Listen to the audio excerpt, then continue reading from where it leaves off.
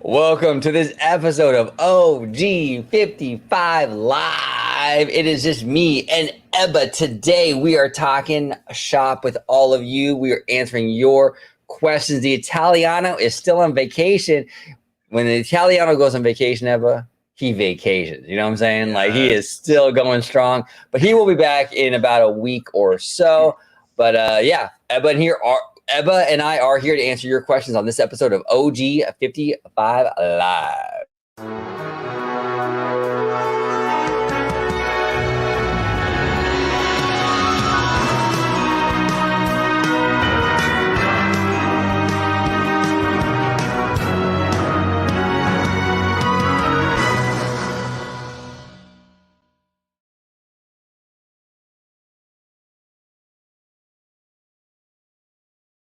Welcome aboard, everybody, to another episode of OG55 Live, where we answer your questions. It's Ask Us Anything. And when we say anything, we mean anything. So you can ask us about parks. You can ask about studio. You can ask about streaming. You can ask about nerd stuff, culture, whatever you want to talk about. You want to talk music? You know, I mean, it doesn't really matter. Anything you want to talk about, we will discuss it. You want to talk about what do you want to talk about? You want to talk dating? You want to talk whatever it is? We are here to answer your questions today. Ebba, I appreciate you, brother, so much for coming on. Thank you, sir, for joining me on this live show, man. Of course, and OG55, I appreciate you having me on. This is actually my first time, everyone, on a Ask Us Anything live show for OG55. I'm super excited to be here and ask us anything, please. Yeah, no, absolutely, absolutely. Yeah, everyone show some love in the chat for Mr. Ebba. Ebba is family here at the channel. We had a great time, Ebba and I, and the Italiano, and our mutual friend Mindy at the parks. Like about a week ago now. Weird, it's been almost a week. That's crazy, but really good time, and we definitely want to do that again. But yeah, make sure you follow Ebba on social media, on Twitter, on X. I will link it after the show in the description. But let's go ahead and dive into the questions at hand. All right. We got a lot here today, which is fantastic. Friend of the channel, Candid Camper, in the house. The one part of the two-part duo of the Bad Thoughts podcast. He's asking, OG, who is the one character who you would wait in line to meet? Oh man, I don't know. I'm not like a super character meet and greet kind of guy. I guess if like Naomi Scott from Aladdin was out there, like the like the real Naomi Scott. Oh yeah, dude, I'd be fucking there. You know? No, I don't really know. I mean, I don't really have like a character that I'm like oh my gosh, I got to meet them. You know what I'm saying? But how about you? But is there any character that Disney hasn't really given us that you would be like, oh my gosh, I have to wait in like hours. I have to wait in line for hours for this character, or are you kind of like, eh? Yeah, so I'm gonna say no, and here's why. I love to see the characters out, right, and see other people take pictures with the characters and all that type of stuff for interacting. I'm an awkward person, and I can't really do that. So I'm not gonna sit, especially because since I go to the parks by myself a lot too. I'm not gonna be like the one single like male dude like in line who's straight by the way, like being like, "Hey, what's up?" and stuff like that, right? Also, I don't have a camera or anything, so it's gonna be kind of just a weird interaction. But I would like to see more of like rare characters, probably like Pocahontas or something would be pretty dope. I would like to see that. I think that'd be cool. Um, but yeah, characters. I'm not really a big person meeting them, but I do like to see them from afar and watch them interact with other people. Yeah, no, absolutely, absolutely. I actually would like, in terms of like characters, I would like to see just overall, and we talked a lot about it on the channel, but like I would like to see overall like more like aliens and like droids in Galaxy's Edge. So like, Yeah, dude. right? Exactly. Okay, again, like how we talked about Monday. Where's the BD droids that they showed off at the park, right? I'm like, dude, Yes. I want one of those droids, man. I know exactly. Like if you had like a cool like from Rogue One, like K2SO, like Yes, walking right. through the park, like like walking through Galaxy's Edge, stuff like that. That'd be Like dope. a little cantina, like roaming band, and stuff like that. That's the kind of stuff that I want to see. That just adds like a lot of energy to the area. So I guess Right. that Oh, would be something that'd be cool. yeah. Oh, actually, you know what? Candid? I actually did think of a couple characters right now, just right now. Roger Rabbit. Okay, Oh, So Pocahontas, Roger Rabbit, and then Brer Bear, Fox, and Rabbit. I would love to see all those characters, definitely. You know, the Brer family, if you call them that, the Brer family, would be actually a really crazy experience right now because of everything going on, right? Like Exactly. socially, culturally, whatever in the Disney world right now. But like that would be super rare, man. If you can land that right now, like you would have that Mhm. forever. Like we're never gonna see those characters again. Dude, I think the last time I saw them in the park was it was by Critter Country, like going past like Haunted Mansion and Splash Mountain.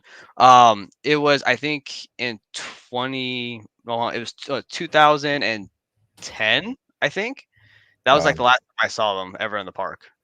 So it was a long That's time ago. that's that's been a minute, you know what I'm saying? I mean, Yeah, 2010, we're talking what, like 14 years ago? That's crazy. yeah, Yeah, it's been a thing, man. I mean, they've been slowly like the Song of the South stuff has been like slowly but surely being phased out, you know. And it wasn't just Iger. Like I know like the Tiana thing, like the Splash Mountain thing is a Chapek Iger thing, right. but like the movie in general has been blacklisted by Disney for a long time. Like Michael Eisner, Mhm. like he put it in the vault forever under Michael Eisner. Like that happened on his watch, long before Bob took over, long before Chapek took over. So it's been a thing, and these characters now are gonna pretty much fade into oblivion. I think, because I just think they're never gonna bring these characters out ever again. No, and it sucks too because I think you guys mentioned it on one of the shows before OG, but it would be amazing, right? Like if they could take like the Bear family characters and like reimagine them into like a new Disney Plus series or something, where like they don't have that kind of stigma from the original movie. That would be cool. Yeah, that'd be cool if they can do that. You know, like take the characters, reimagine it for a new show. Um, you know, take out the problematic. You know, go from there. I mean, I don't know. I think that would be an option for them. I think Disney they just don't have the. I Yeah, just think no, you know.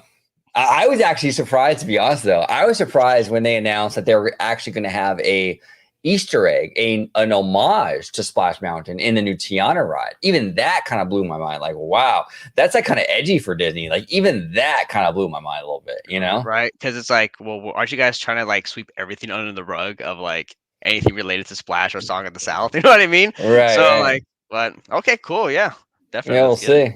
Yeah, that'd be crazy though. Like a meet and greet with that would be absolutely insane. Mhm. Googam 32. Should Disney enter the smartphone and tablet market?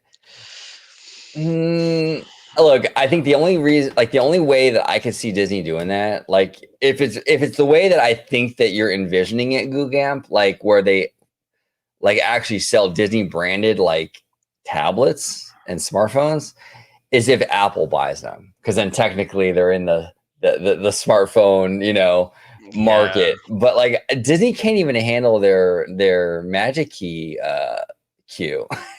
like, like I don't think that getting into this thing would be much of a help. What do you think, Emma? dude. Yeah, I mean, like all of their servers always get shot when like you have a rush of people. And here's the thing too, is like that they know every time they do one of these big selling of any product, they know they're gonna have a flock of people going to it and buying this thing. But yet they always have issues time and time again, right? And Right, regarding to Apple buying Disney, I wouldn't want that to happen. I would love for Disney to stay like as their own company, right? I want Disney to be their own and own their own IP.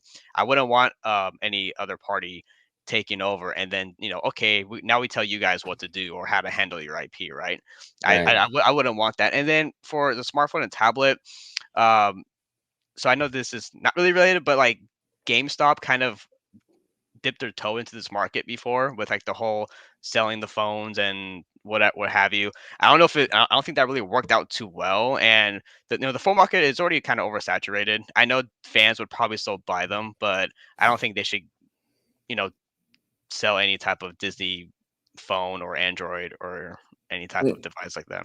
Yeah, I think it's unnecessary because you make more money on licensing your stuff out to like an Apple or licensing it out to like a Yeah, Samsung. So why get in the business of making hardware like that when you can just license your IP to these other companies that do that business right. and you make money? Yeah, I don't think that's a good move, Google. I mean, I guess like I said, like I guess by default they would be in that market if Apple were to buy them. But yeah, in terms of like right now though, with Disney, nah, I don't think they should do it. No, I don't think so either. Yeah, T.S. Wade. T.S. Wade, since Mark Henn is retiring, is this the end of hand-drawn animation at Disney? I don't think so. I mean, Mark Henn, I believe, was the supervising animator for what? Princess Jasmine, I believe. Longtime veteran of like the Renaissance era, Disney legend, absolutely. But like, people retire. We had the 9 old men; they retired eventually. Like these people are people; they're human beings. They get older. Exactly. Eventually they're gonna retire. Eventually, people are gonna move on. It's just the way life is, and that whole Renaissance era generation is getting a lot older. So it's just. Yeah, I don't think it's the end of it. I think that they saw a lot of success, and we'll talk about it today, but like with Once Upon a Studio, which was hand-drawn animation. I mean, even Tiana is hand-drawn animation, and like, I think that there's a lot of love out there for hand-drawn still. I think Disney realizes that.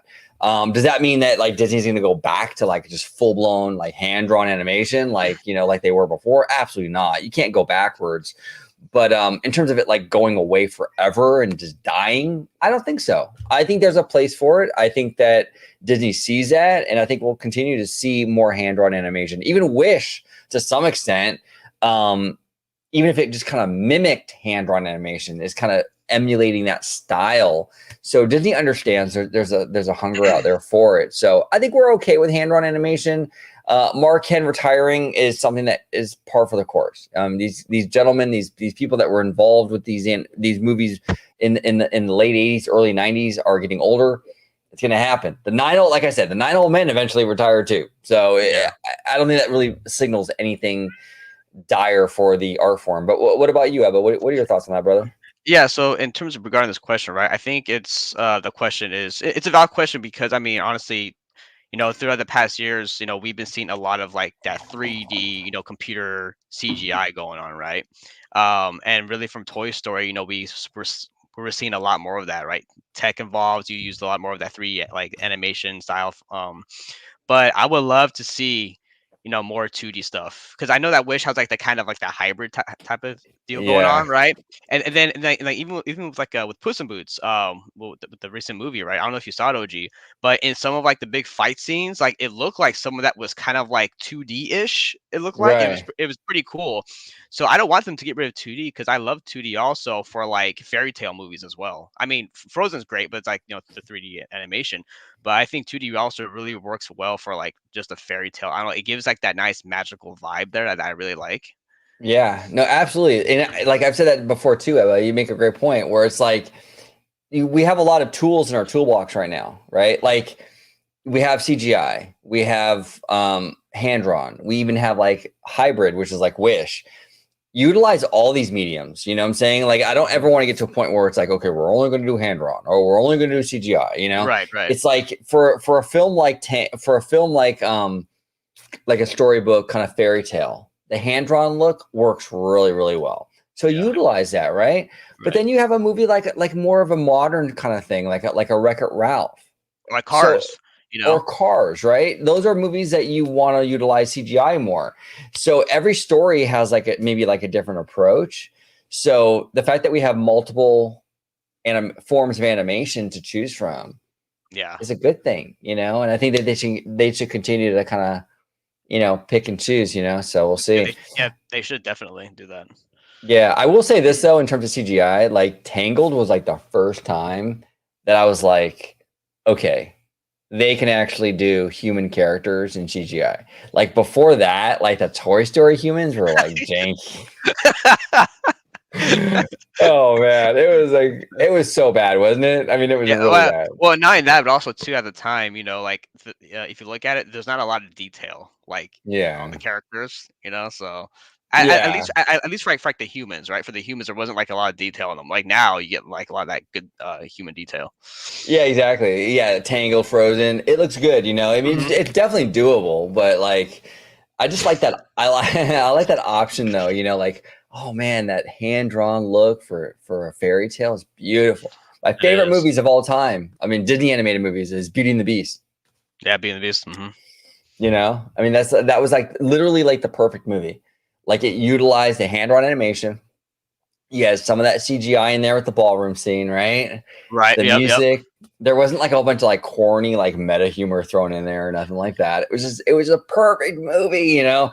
But Well, like, see, oh, sorry, what I yeah, was saying, but see, like, but it's also all the way, like, it's how you use it, right? How you execute the animation style. right. Absolutely. It's all about the execution. 100%. Well said, Emma. T.S. Wade here says, are you upset that Once Upon a Studio got snubbed by the Oscars? You know what? I got to be honest with you, Wade. I don't care what the Oscars do. The Oscars are so like up their own ass a lot of times. Like, I really don't care, man. Like, I was mad at the Oscars when I was a kid. Okay. When Beauty and the Beast was nominated for Best Picture and it lost, I was like, done. And then they decided, okay, you know what? Animation getting like all this attention and like, oh, you know, nominated for like Best Picture. We can't have that. So what we're gonna do is we're gonna create the kiddie table. We're gonna create the Best Animated Feature category, which I couldn't stand that. Like a good movie is a good movie. Animation is a medium. So why are we separating it from the live action stuff? If it's a good movie, it's a good story, let it sit with the big dogs in the best animated film category. And so the Oscars have like long, I mean, I'm talking decades long, Wade, like have long pissed me off with this. I don't really care whether they like this short or not. I loved Once Upon a Studio. If the folks at the Oscars didn't like it or whatever, they don't want to nominate, it doesn't really matter to me. It really doesn't. What do you think, Eva? I'm in full 100% agree with you, OG, Wade. I don't care about the Oscars. You know, like, here's the thing, like right now, right? Like, you know, talking to the Disney community, the nerds, right? I like doing that. I like to see other people's opinions and perspectives. But for Yeah. like, you know, these Oscar things, I don't care. Like, if I like or love the movie, or if I didn't, you know, then that's just what I care about, right? Or, you know, coming on here and then talking to OG or to you guys, we know what you guys liked or you didn't like. That's what I care. That's what I like to do, and that's what I care about. But this Oscar stuff, I never watch it. I won't, because it's just like I don't care about the, or like what wins what. You know, if it's good, it's good, right? If it's not, it's not. Then that's just how it's going to be. Yeah, exactly. A lot of my favorite a lot of my favorite movies the Oscars don't give a shit about, you know? And that goes for a lot of people. Like a movie like Endgame is never going to get like serious recognition at the Oscars, but that's a dope movie. Infinity War, dope movie. Yeah. There are a lot of great movies out there. The Oscars are like just they're so to do. They're not going to touch that stuff, you know? So Yeah. for me, it's like it's just a different crowd, and I'm not part of that crowd. And like I'm like Ebba, like we're just nerds. We love nerdy stuff, and Yeah. what we love doesn't really like a lot of times doesn't really like doesn't really jive with what the people at the Oscars are loving. You know what I'm saying? So Hmm. what they like, Exactly. it doesn't really matter. But hey, you know what? If it got the recognition, I would love that because it is a great short. But it's not going to make or break my opinion of the short, and it's not going to necessarily like, you know, change anything, you know. So Right, exactly. But I just want to say, just put it out there. I did love that short though. That was a great short, dude. Like, dude, I saw that, dude. I got some feels in that, man, going on. I yeah, was like, oh, dude. And it was great. It's like that. You know, I would love to see all these characters come back, bro. Like, yeah. that'd be so awesome. Well, and that's the thing too. I think that was like the 100th anniversary. A lot of people felt it was like really lackluster, right? Like really disappointing. That was one of the gems, I think, of this whole 100th anniversary was Once Upon a Studio. Like it Oh yeah, was just such a absolutely. love letter, you know, Hmm. to the whole animation studio, and it was like an homage even to like Walt Disney because like, you know, when I was a kid, when we were all kids, you know, like we would watch the Walt Disney you know, World of Color and stuff, where he's like in his office and he would have like the animation in there with him, like the Tinkerbell, Yeah. you know, and he would like dust off the pixie dust, or like he would have Donald Duck with him or whatever. And it's Right. like that whole short, like the way it was in the studio, it was all these beautiful characters over decades, and it was like that hybrid of like the animation at the studio. It reminded me of the Walt era in so many ways, and it just beautifully done. And if the Well, Oscars don't want to recognize that, that's on them. I don't really care. yeah, exactly. And what was great too was like that, because you know, in the show you had the villains there too, right? And I like that it was like one big happy Disney family, right? Yeah. It Yeah. was great. It was fantastic. Really A+ stuff over there. Absolutely. Andrew Kellogg It says here, are we ever going to get an original idea, or are we stuck with IP-based rides forever? Here's the thing, Andrew. It's unpopular to say it, but like I think Universal has really, with Wizarding World, I think they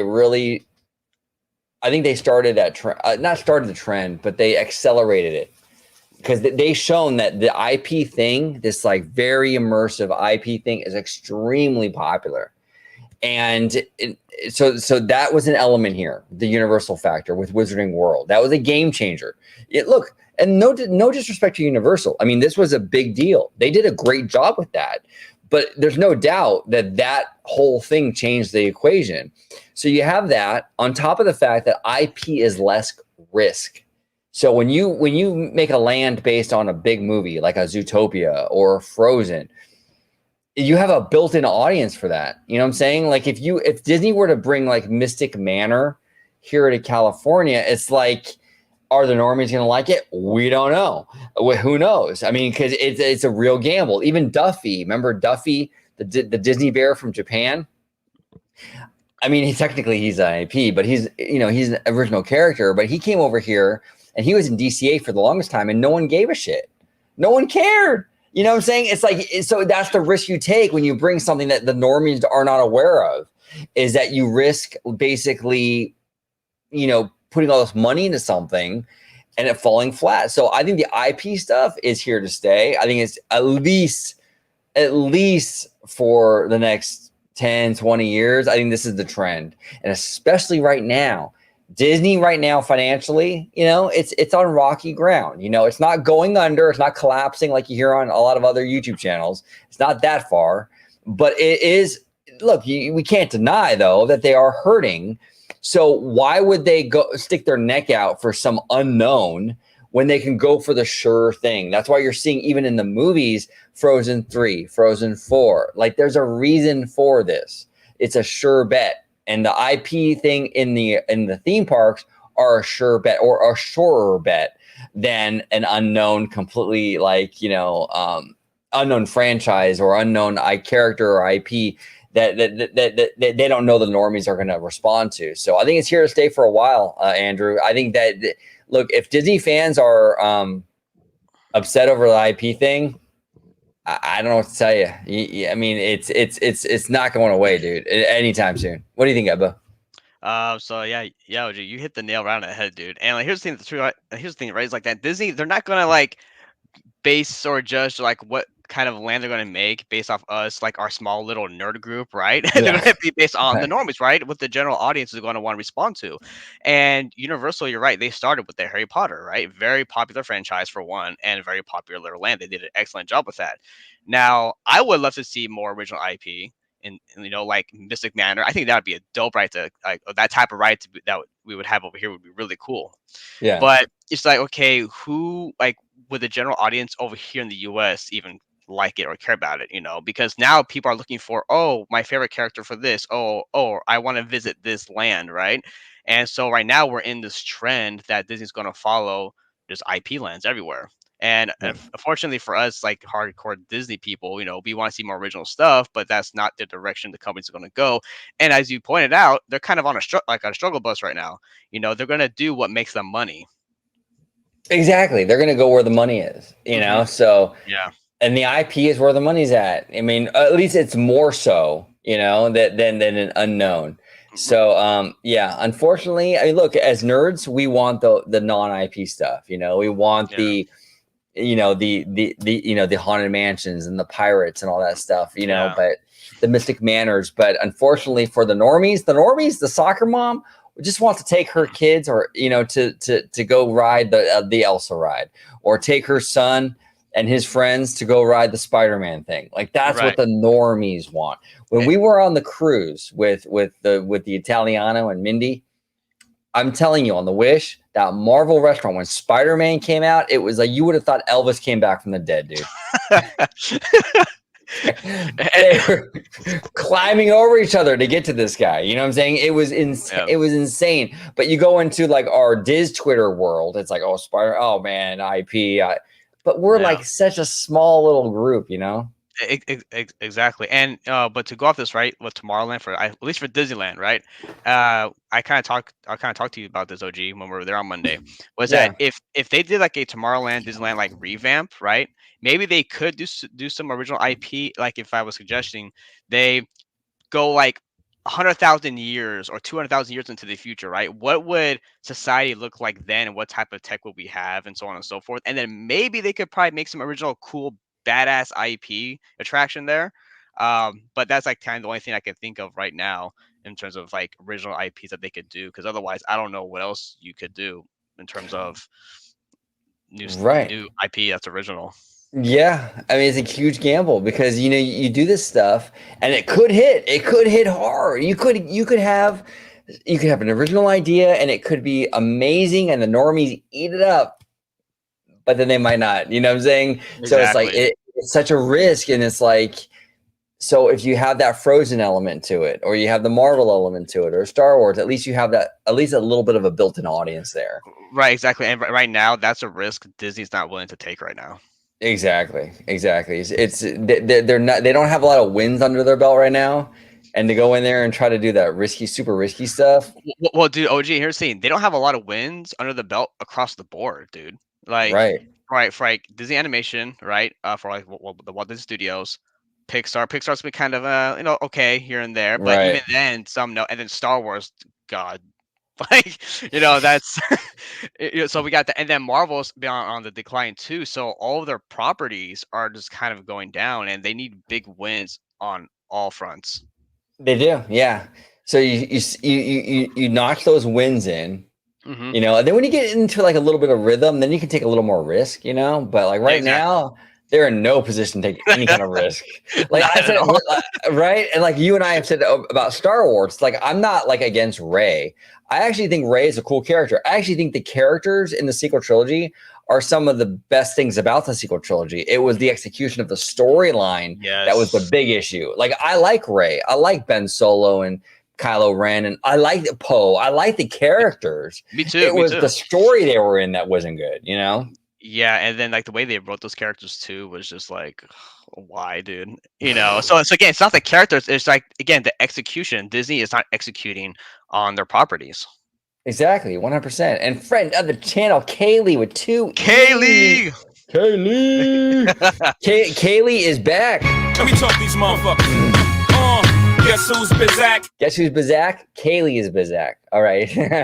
So here we go. Kaylee, she says, if a Pixar movie could have any land, what movie would you want it to be? What about that? Emma, what do you think? Like if Pixar, if you could pick any film from the Pixar library to give it its own land, that Cars land treatment, what would it be? Yeah, that's a very good question. I actually have not thought about it. OG, you go first because I still have to think about this. Yeah, no, this is a tough one. Oh wait, you know what? Go for it. I was gonna say maybe how about Wally? Maybe That'd be cool. That'd be cool cool. because it has that kind of like that kind of like futuristic stuff, but you can add like robots, like other robots and Yeah. things like that in there, and then you can have like all like the fat people in the their hover chairs. Yeah, exactly. That'd be cool. Yeah, I actually think I fell in love with Elemental. I would love to see like Elemental? I would love to go into that Elemental world where it's like, Yeah. Kind of like what they did for Zootopia for Shanghai. Hmm. If they could do the same thing for Elemental, that'd be dope. Yeah, well, it'd be cool because you'll have like water, fire, grass, right, and then a cloud. I guess what that element was, right? Because they're air, so Right. it's like cloud. But yeah, that'd be cool to have all those type of different environments like into like one land. That'd be cool. That'd be cool. That'd be cool. Now, did the movie do well enough to warrant that kind of investment? I don't know. I don't know. I But don't think so. No. probably not. No. But I think it would make a cool theme park experience for sure. And this is the interesting thing too. Like we talked about it, where it's like, okay, Simpsons is one of the most iconic, successful franchises of all time, right? Yeah. But it doesn't really make a compelling theme park experience, in my opinion. Like, you know what I'm saying? It's like, Yeah. So OG, so sorry, OG, if I want to say so like Simpsons, right? I'm gonna get a lot of heat for this.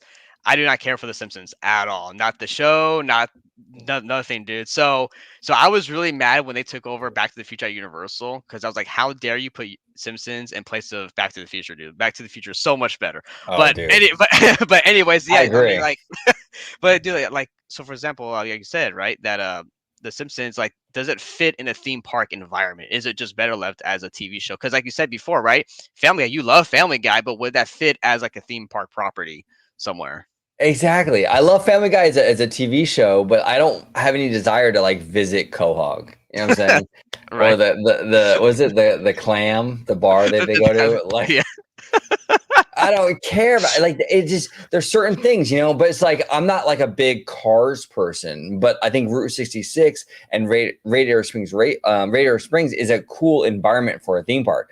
I wasn't a huge Avatar fan, but that environment lends itself to the theme park experience. So this stuff is kind of like, you know what I'm saying? So Elemental, to kind of come back to it, was like, Elemental is like, okay, I get it. The movie didn't do that great, you know. It kind of treaded water, no pun intended. There you go. it kind of treaded water, but at the same time, though, it's a cool concept for a theme park. Though you could do a lot with it. You can do like, dude, I'm telling you, you can have like if you can have like alcoholic like drinks that like the bartender could like light on fire and have it like flame up for like a second or two. That'd be cool, yeah. Dude, you can have things like smoke up, you know, you can have like, I mean, there's so much stuff you could do with that, but it didn't make $1 bajillion in the box office. So I just don't know if Disney's going to go there with it, but there's a lot of potential in a theme park space though, you know? Right. Well, see, that's the thing, right? Is, you know, like you said, making up $1 bajillion, right? Is that Disney has had in the past, like, a good track record of making a billion, right? Now to the point where I think Bob Iger even mentioned it, where that's become like their kind of standard. Okay, we need to make $1 billion movie, or else it's like kind of like a failure, right? But that should not be the case. You know, if you have like a 6, 7, $800 million movie, that should still be really like successful. But you're like, no, we need $1 billion, or else it's not, you know, going to be a successful movie. It's like, no, that's not how it works. Right, exactly. It's like it has to be a 10 or nothing, you know. It's like, come on, you know. Yeah, that's exactly it. They got so used to every movie hitting $1 billion, every movie hitting $1 billion, every movie hitting $1 billion, and then after the pandemic, it was like that wasn't the case anymore, because it wasn't even just Disney. It was just the landscape changed after the pandemic. Oh, big time. And then like you were saying, right? If someone's not a big fan of Cars, but they went to Cars Land and they're like, damn, this is an awesome land, right? So you can have that where you may not like the movie or the show, but then you come to the park and they execute perfectly on it, and then you fall in love with that, right? So it's all about how they construct this together. Absolutely, 100%, 100%. And Kaylee here with 2 E's. I like saying that, 2 E's. Says here, do you think an otter needs to be the main character of the next Disney animated movie? Yeah, I love otters. They are. The thing with otters, they're super precious. They really are. They kind of remind me of my dog. Actually, it's kind of funny. Like my dog. I have like a little Shih Tzu. My Shih Tzu made an appearance. I think it was on the New Year's Eve show, but they have that kind of same characteristics as my dog. It's kind of funny, but like they're very adorable. I think an otter movie would be very cute. I think you can do a lot with that, actually. I think people like otters. I'd be down for that. It could be Disney. It could even be Pixar. I don't really care, but whichever one, right? I mean, but yeah, I love otters. They're freaking adorable, Kaylee. Like, I just want to hold them and kiss them, you know? Oh, little otters. Exactly. I've seen like videos like on Twitter and like, you know, Instagram of like otters, like they're tired, they're like rubbing their eyes and stuff. It's like, come on, how do you not love that? You know what I'm saying? I know, it's so cute. They're adorable. Yeah, absolutely. We are Team Otter here at OG55, Kaylee. Suave CLT says, what's the craziest hairstyle you've ever sported? And is there a crazy hairstyle you would consider getting if there weren't any consequences, like your employer judging you? Well, I work from home. My employer, I actually have a 9-to-5 job that I work from home, so I can wear any hair that I want. But this is probably the craziest hair that I've ever had. Like, I've always had this, like the spiky hair. There's not really another hairstyle that I would really rock. That would be crazier necessarily that I even want to rock. You know what I'm saying? I feel comfortable with the one that I have, and And honestly, if people judge, I don't really care about that either. And like, to be honest with you, like, yeah, you judge, whatever, I kind of do what I want to do, but it's like, yeah, I mean, this is the craziest, and I'm fine with it. And, but there isn't anything else crazier. Like, what could be like, I don't know what else you could really do. Like, would you like, should I get like OG, like shaved on the side, like right here? Like, can I get like the Lightning McQueen? The Lightning McQueen lightning bolt right here on the side, or what? Like, I don't know. Like, get Disney Plus on the side right here. Right, Disney Plus. Like, I don't even know what you could possibly do. But what about you, Eva? Like, you're a pretty straightforward guy. You just kind of shave it, Yeah. Well, what I say was like, OG, dude, your hair's getting tall, bro. Oh, like, yeah. it's the taller the hair, closer to Walt. You know what I'm saying? There you go, right? So actually, so funny thing about this is that growing up, my hair used to be like longer, not like long down to here, but it was longer to the point where I could slick my hair back. So what I would do was that I would use massive amount of gel, dude. So I would get up in the morning, wet my hair, I would have this big bottle of like this blue gel, whatever it was called, squeeze a handful, rub it, and then put it like this. And then I would comb my hair, right? And then I would do it again, squeeze, big pile, do this, and then comb it back. And it would be hard, dude. It would be like, like going back. And then after that, I would then get a spray bottle I had and spray the shit out of my hair, dude. And then like by noon that day, it would be hard as a rock, dude. And people would be like, "Hey, can I touch your hair?" And I'm like, "No, don't touch the hair," because dude, it was hard, rock solid, dude. But like my hair would actually kind of like curl down back on the back of my neck back here, so my hair was all longer. But then one day I actually got a cut like this by accident at the barber, and I was like, "Oh no, I like that. I don't have to worry about my hair. I can just get up out of bed and good to go." Exactly. Oh, it makes it so much easier when you have it short like that. So much easier. Yeah, exactly. But in regards to like work, at my job, I work in an office / like lab. So I mean, pretty much if you have longer hair, you just have to wear like a hairnet or hair protection, things like that. Or you can wear like if you're in the office, you can wear a hat. So they're pretty really lenient on the dress code. But yeah, no, this is just what I do. Whether people like it or not, OG, that's up to them. Right.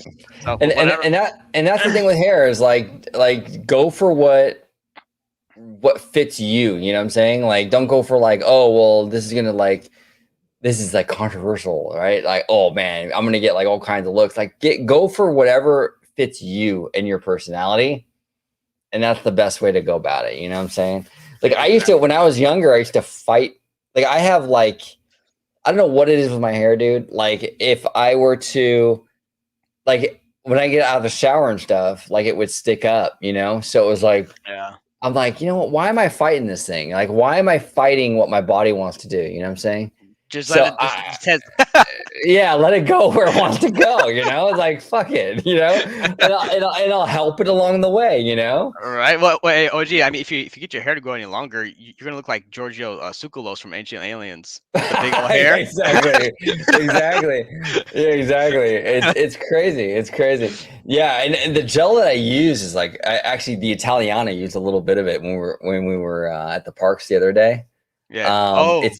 Yeah, he was like, I want to try that. It's not even really gel, dude. It's like it's more like a hair glue. Oh, like, interesting. Yeah, it's called Got to Be. It's called Got to Be. It's in a yellow container, and I mean, a little bit goes a long way, dude. Even with my hair, like I got a lot of hair. Yeah. But dude, just like that much, man, and you just run it through, and it's like hard as a rock. Like it's hard, Oh, really? And, yeah, the Italiano used it that one day, and he was like, "Wow." I'm like, "Yeah, it holds, man. It really holds." So if anybody watching wants to have like really high hold with their hair, it's called Got, and then the number 2, and then B, glue. It's in a yellow container. That'll keep it. I mean, I'm telling you, it'll keep it. You can go in the pool and come out, and it'll still be like this. No, that is awesome, man. it's crazy. It's absolutely crazy. Kaylee here says, "What are a few things you think Magic Kingdom does better than Disneyland Park itself?" That's interesting because that was actually my least favorite park when I went to Florida. It felt really soulless to me for some reason, but really the best thing that I think it does is number 1, Tomorrowland. Like that's a big thing. Like they do Tomorrowland way better. They have Tron, which I think is cool. They have People Mover, which is a huge win. They have Carousel of Progress. Tomorrowland is the real win. Everything else fell flat for me. Like the Fantasyland over there was a mess, dude. I got to be honest. Like there's like half of it is like the old school Fantasyland with like the medieval kind of style, and then half of it is more like modern day, like with like mine train and stuff. It was all over the place. It's not a cohesive theme in Fantasyland. Not at all. It's really all over the place. Even like their main street, even their castle. I hate to say it. It's like I get it bigger, but it's like you have this massive castle, and then you have the buildings on Main Street that are like bigger to fit the scale of their bigger castle. It just loses something for some like, and maybe I'm just because I'm like a Disneyland person, but like I love Main Street because it's that quaint, charming, kind of thing vibe, and then you have the smaller castle. Everything with the Magic Kingdom, like when you walk in, it's almost like too big. It just felt like for me it loses like its charm. I don't know. It's like it's like that. It's like you have like your favorite place to eat, right? Like that hole in the wall place to eat.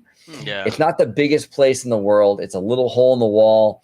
There's maybe like only 4 tables there, but it's cozy as hell, right? You love it as that, or compared to like the Dave and Buster's. It's like, I don't know. I'd rather go the cozy place, the smaller kind of charming. And that's kind of how I feel about like when you walk into Magic Kingdom, it's just like the Dave and Buster's. It's like everything is massive.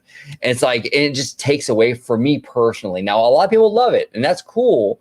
But I think the only thing that Magic Kingdom really did better than Disneyland was Tomorrowland, and only because People Mover and the Carousel Progress, also Country Bears. I will say that at least you guys have your Country Bears, which is cool. Yeah, right. What about you? What about you, Eva? What you think, brother? Yeah. So, Kaylee, thank you for being here and asking these questions. And also to everybody in the chat, also, thank you for asking these questions. We appreciate it.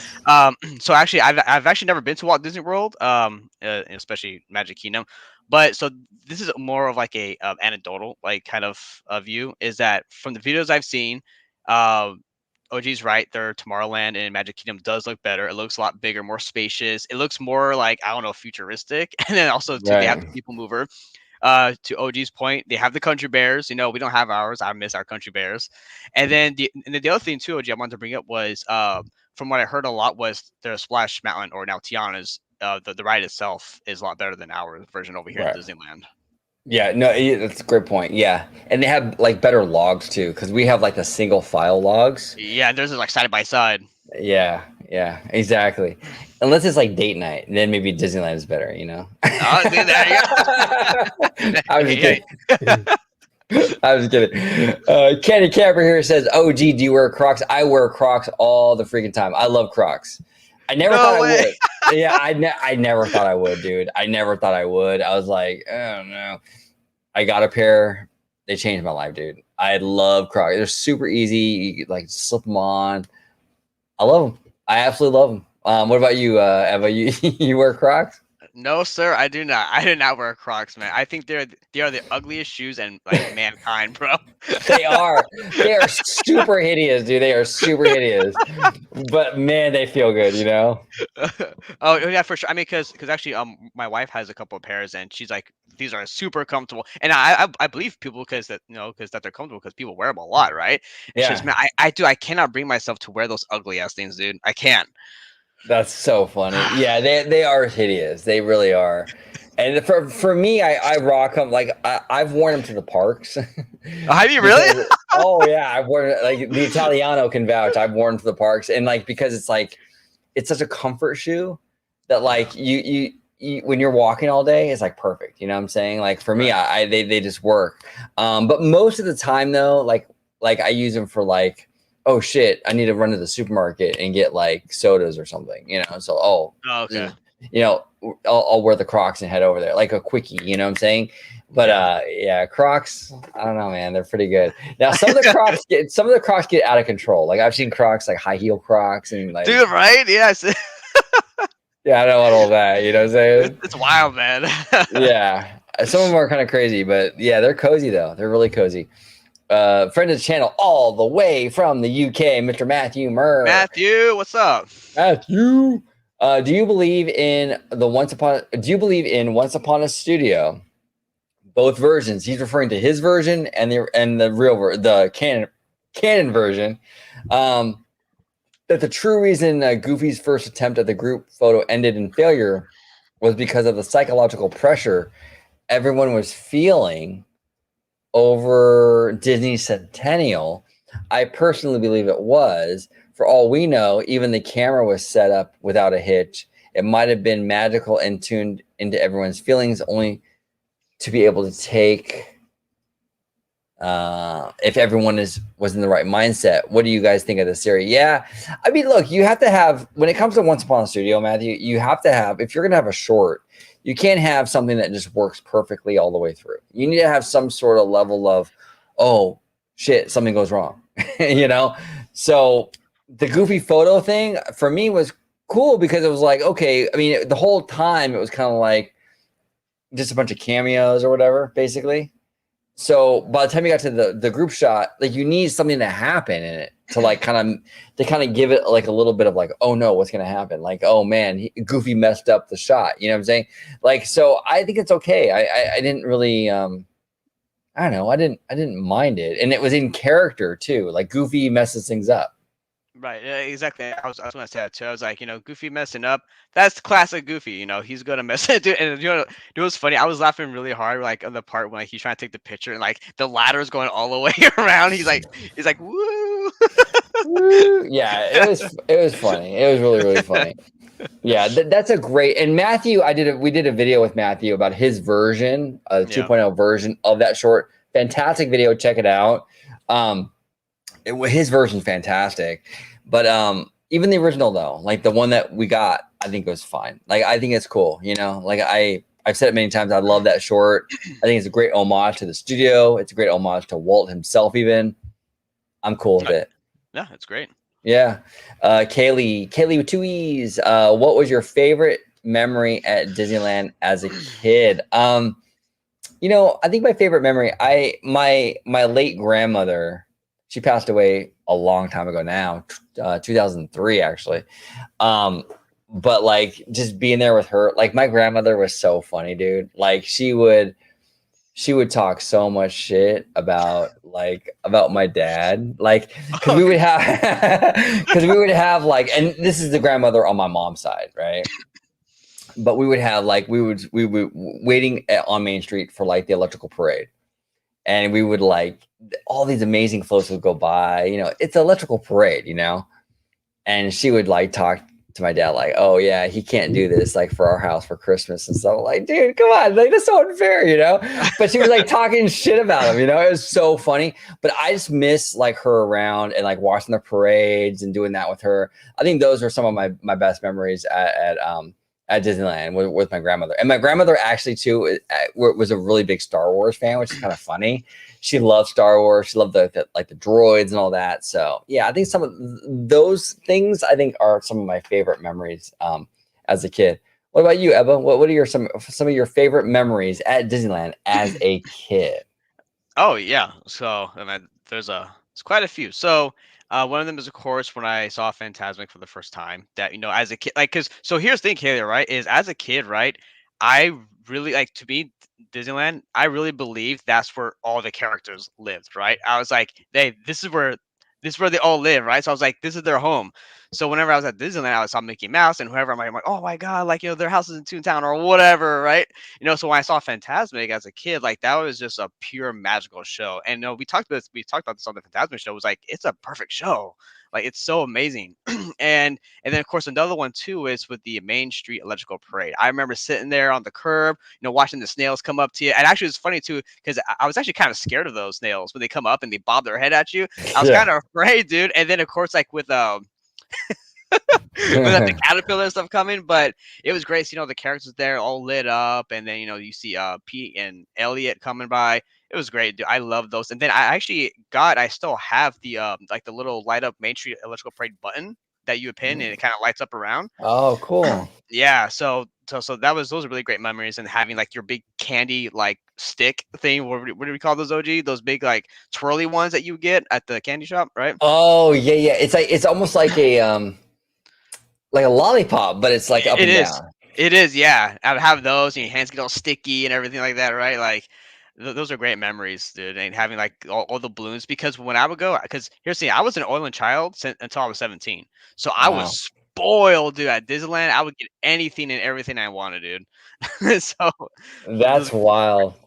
That's wild. That's fantastic. Yeah, Fantasmic was a big part of my childhood too. Like when I was in I was at junior high actually. I got made fun of a lot because I was like super into Disney. But like my buddy Ryan and I, like we loved Fantasmic. We were like, I think I was like 12 or 13 at the time. Um, we were in this art class together. So we asked our art teacher, "Hey, can we do like a version of like Fantasmic for the class?" So we use like the old school. No, I'm old, so keep in mind. Like I don't even know if younger people will know what these are, but these are overhead projectors where you yeah. put like cellophane and it would project onto the wall or whatever. So we use the overhead projector to like project imagery on the wall. And we would have like we would play the music and the whole thing. It was fantastic. But like, yeah, it wasn't really technically a Disneyland memory, but it was Disneyland related. And we did a whole Fantasmic for the art class. It was really, really funny. Yeah, man, it's Well, crazy. Like, well, actually, no. I also have another one too. It's when I got to go on Indiana Jones for the first time. Cause guys, right? So people are watching, dude. OG knows I'm a short motherfucker, dude. I'm like 5'4" and I'm small, dude. So like when I was a kid, I was even smaller than like your average, kid growing up. So, and I love Indiana Jones, and not be able to go on that ride like really like upset me. So what happened was that it would be me, my mom, and then her friend, and then he would watch me while we let her go on the ride, right? So we would go through the exit, watch her go on. And then I remember one day I was just barely tall enough to go, dude. So like her friend got like rolled up socks and put it in my shoes so I can like stand in it and like be tall enough for like the Cobra Snake like height meter, and so I can go on. And then, dude, the entire ride I was so afraid of like the boulder, I literally was like this, ducking down the entire ride, dude. The first time through. oh my god, that is hilarious. That is hilarious. But when the first time you were freaking out in Boulder, after the whole thing was said and done, where you're like, "Oh my god, I got to go again." Yeah, well, because I was like, okay, that wasn't bad. Let me go on again. So then we went on again, and dude, that was the most amazing like ride. I was like, oh my god, this is so cool, and it's also one of my favorite IPs too. So that really helps, right? So I was like, this is such an awesome ride, and I think like sometimes when I go to Disneyland, I go on that thing like 5 times, dude. Oh, it's so good. So good. It's a great ride. Great ride. Matthew Murr, all the way from the UK. Another Once Upon a Studio question. I personally don't believe Disney would take my idea for Once Upon a Studio seriously because I believe there was an unspoken but actual manifesto established during pre-production, during the pandy for the short, not to take itself too seriously as mine did, and also not to lean too heavily into the favoritism of any party towards Cinderella or Rapunzel. Fans, creatives, executives, or even Walt himself, for that matter. I just believe they rather held back on the 1.0 version would be inevitable final product, held back from its absolute full potential. Yeah, I mean, Matthew, here's the thing. It's like this stuff, a lot of what goes into these things are the properties that are selling. You know what I'm saying? They're going to push towards the forefront. You know what I'm saying? There's a reason why Wreck-It Ralph hit his head and he was like, "Hey, Garfield," like he's a big property. He's a big property. You know what I'm saying? So he got a role in that, right? So there a lot of it's a play here. So you can't really. It's not. Look, as much as I would love for it to be all about Walt and whatever, it's there's other elements involved, and they have to also play to the normies to some Yeah. degree. And we're not the normies. We're just not. So what Yeah, do you and think, Ebba? yeah, and I think to kind of go off that too, I think sometimes as a like the really diehard fan community, I think sometimes we forget that, right? Because we're looking at Disney through a different lens than the normies are.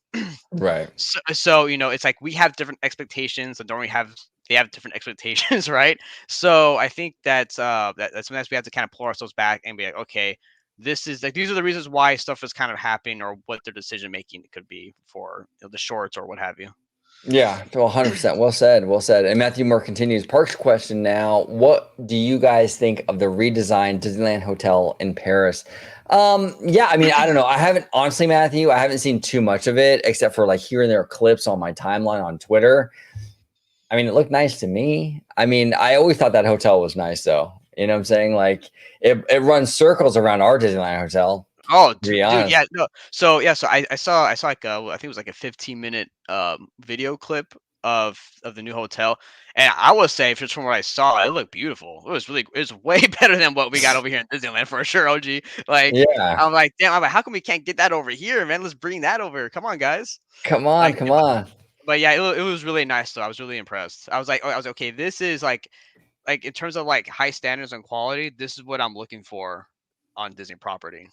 Exactly. And that's why I was kind of frustrated when they built this DVC tower at Disneyland Hotel, because it was like, well, it kind of like destroys any chance of like them bulldozing all the towers and building something like this. You know what I'm saying? Right. Okay. So question, right? So about the DVC, do you think do you think that they should have just made a regular hotel and not a DVC hotel? Because I'm thinking, okay, why don't we just take down the regular hotels and build up new like spectacular hotels for the everyday guests, not just DVC members? And then I mean, yeah, bring that hotel, but you can do it later maybe.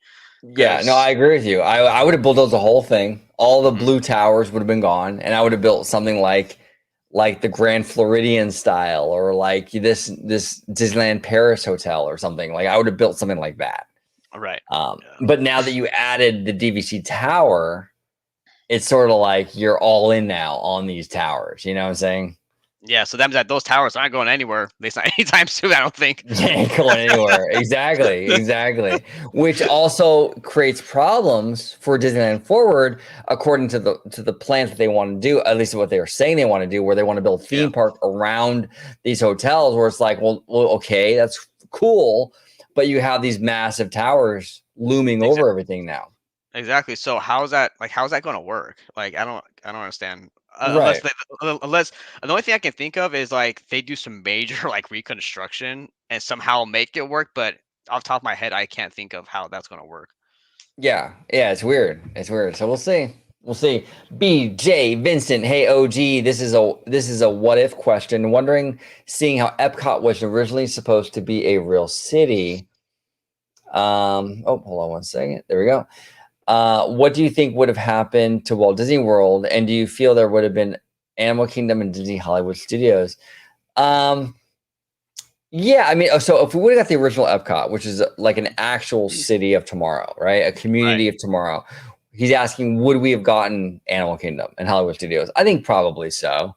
I think even Walt was wanted theme parks as part of this equation. It wasn't just that prototype city. So I think we would have gotten those things. Absolutely. I don't see why not. What do you think, Ebba? I mean, yeah, absolutely, because you have the space, right?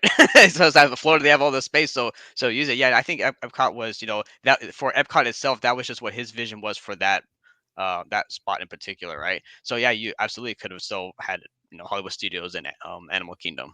Why not? They have more theme park space. You have all the land, utilize it. If you got the butter, spread it, baby. You know what I'm saying? Googamp 32. Do you think Disney should have bought Paramount, Warner Brothers, or Sony rather than Fox? I don't know, man. The thing is like, okay, here's the problem. Like Paramount, I don't think Paramount really has anything that Disney should. Like, what are they going to buy? SpongeBob? Like, what's Paramount got that Disney could add value to the Disney? Like, Disney has some of the best IPs of all time. And for me, it's like, with Paramount, you're getting like SpongeBob and MTV. Those are great franchises, but it's like. I have one probably, OG. Maybe. What was that? That's just because I'm a biased fan. Okay, go ahead. Sonic the Hedgehog. Oh, Sonic. Oh, is that part of Paramount now? Oh, it is. Oh, that's interesting. Yeah. So like the last two movies that came out were under Paramount, and now Paramount Plus, they're doing a live action Knuckles series. Oh, okay. Mm-hmm. For that, okay, that's interesting. Okay, so for that, yeah, maybe, and that might be able to compete a little bit with like Mario, whatever, Yeah. if they want to do that. Warner Brothers, I always love the Warner Brothers IP, like the Looney Tunes, Animaniacs, Tiny Toons. You know, they got DC. The problem with Disney buying that though is that that's a monopoly though. Like you basically have the two main studios doing superhero content owned by one company. That's too much. You know what I'm saying? Well, I mean, not only that, it's not only the superheroes, but it's also the tunes themselves, right? Because remember in Roger Rabbit, we had both Disney tunes and Warner Brother tunes. So it's like, okay, are you gonna have one company who now has control of both major tune franchises? Right. Exactly. It's just Bugs Bunny and all that. Those are like Mickey Mouse level characters. Yeah. So you add that into the mix a little too much. I mean, like I think Universal should buy that. Warner Brothers, even Universal buying Warner Brothers is kind of like, oh wow, that's pretty big. You know what I'm saying?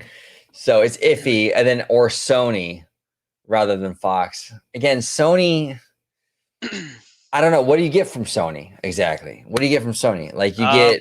Well, you get the Spider-Man because Sony still technically owns Spider-Man. So You would, so you get Spider-Man, Craven, Venom, Madam Web, Mobius, or was it Morbius? Morbius, right? Morbius. Morbius, yeah. So Morbius. So you get those. You get creative control of those characters. So I think that would be good for for Disney's MCU at least.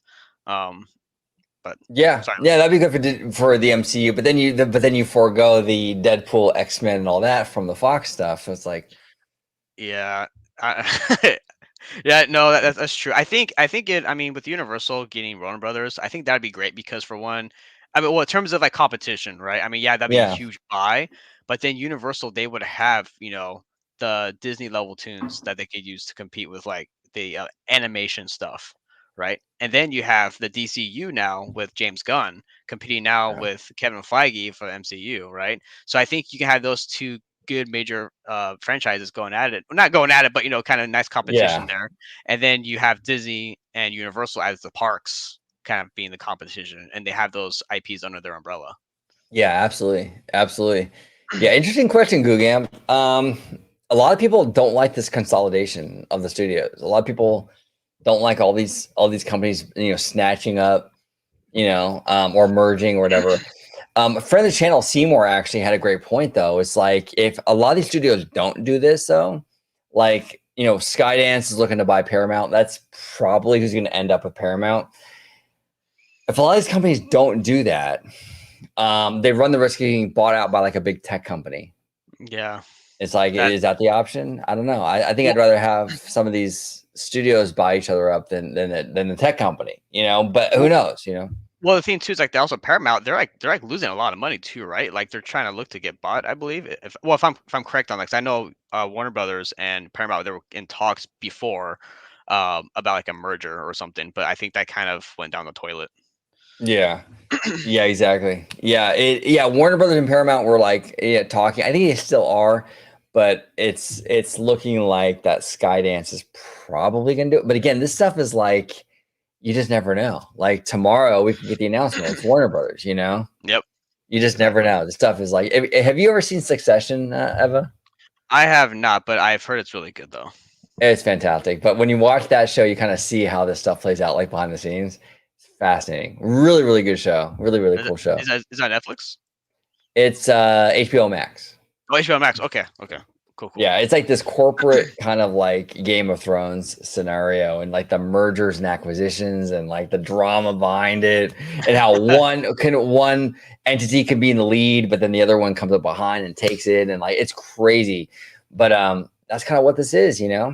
We'll see. But like as we stand right now at the end of January, I would put my bet. I would put my money on Skydance getting it, which would be interesting because that would mean John Lasseter would gain a lot of clout because he's with Skydance right now. So he'd be part of that bigger Paramount Skydance company. Interesting. Huh. That'd really be interesting. To see, right? Yeah, that'd be wild. So we'll see how that pans out. But Kaylee here says, do you have any Disney plushies? I do. I have an Oswald. And what else do I have? I think that might be it, actually. I think I have two Oswalds, actually. I have a little Oswald and I have a big Oswald. I think that's it. I think that's it. What about you? You got any Disney plushies? Disney plushie. No, so here's the thing. I'm not like a really big plushie person. I feel like they just kind of just take up a lot of space. I do have a Godzilla plushie though, right over here. If you guys want to see it, but Yeah, yeah, bring it I on. got that. All right, hold on. Sorry, guys. Godzilla plushie. Oh, dude, that's dope. That's dope. She's a cute little, Godzilla. He's a little chunky, right? Look at that belly. Little chunks, yeah. He's got like a dad bod, you know. Right? Exactly. That's awesome. You got Marilyn Monroe back there too. That's dope, dude. Oh yeah, it's like a lot of stuff is like my wife likes all this stuff. So like that's all her. She likes all that Nice. stuff. But That's yeah. cool. Very, very cool. I actually learned something new about our friend Mindy, a friend of the channel, Mindy. She actually, we went to this past weekend. We went to Forest Lawn to go visit Walt Disney's gravesite, and that was anyone who gets a chance to do that, definitely do it. I mean, it's surreal. The energy around, I know it sounds crazy, but the energy around his gravesite is absolutely insane, right? It's palpable for sure. But we went to Walt Disney's gravesite, and I guess Hefner and Marilyn Monroe are also there. Really? Yes, and I guess supposedly, according to our friend Mindy, and I don't know, it wouldn't surprise me if this is true. I guess Hefner wanted his because it was like it wasn't like buried, it was like in the wall, right? I don't know what they call those, where it's like the coffins are in the wall. Yeah. So Marilyn Monroe is in there, and I guess Hefner wanted to be the one above her. Oh, okay. Yeah, and I guess he is in his coffin face down, so you can see where that works out. You know what I'm saying? Yeah. Okay, I see. Okay, well, till the very end, Hefner, right? Right. Of course. I mean, like he has to get the last, last kiss there. Which is crazy. Now I don't know if that's I never heard that. Our friend Minnie told us that. I thought it was kind of interesting, but I don't know. Crazy stuff. Absolutely crazy stuff. Matthew Murr, question specifically for Mike. Just for you, Mike. Just for you. What do you think of the crazy notion that Roy O. Disney took the company with him when he died? In my opinion, is deeply nihilistic and shows that these fans no longer care. What do you think? I mean, do you think Disney died with Roy, the brother, or do you think that's greatly exaggerated? I think it's exaggerated. I mean, the magic's still there.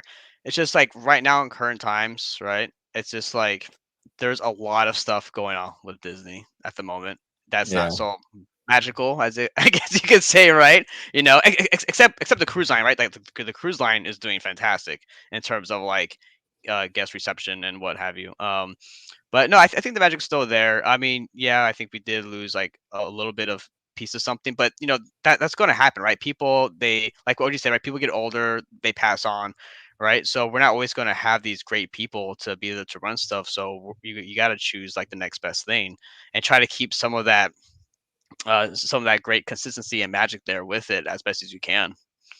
Yeah, exactly. No, I mean, if the company died with Roy, then what happened with the Renaissance era? I mean, look at the amazing stuff that got released on Michael Eisner's watch and Frank Wells' watch and Howard Ashman and his contributions.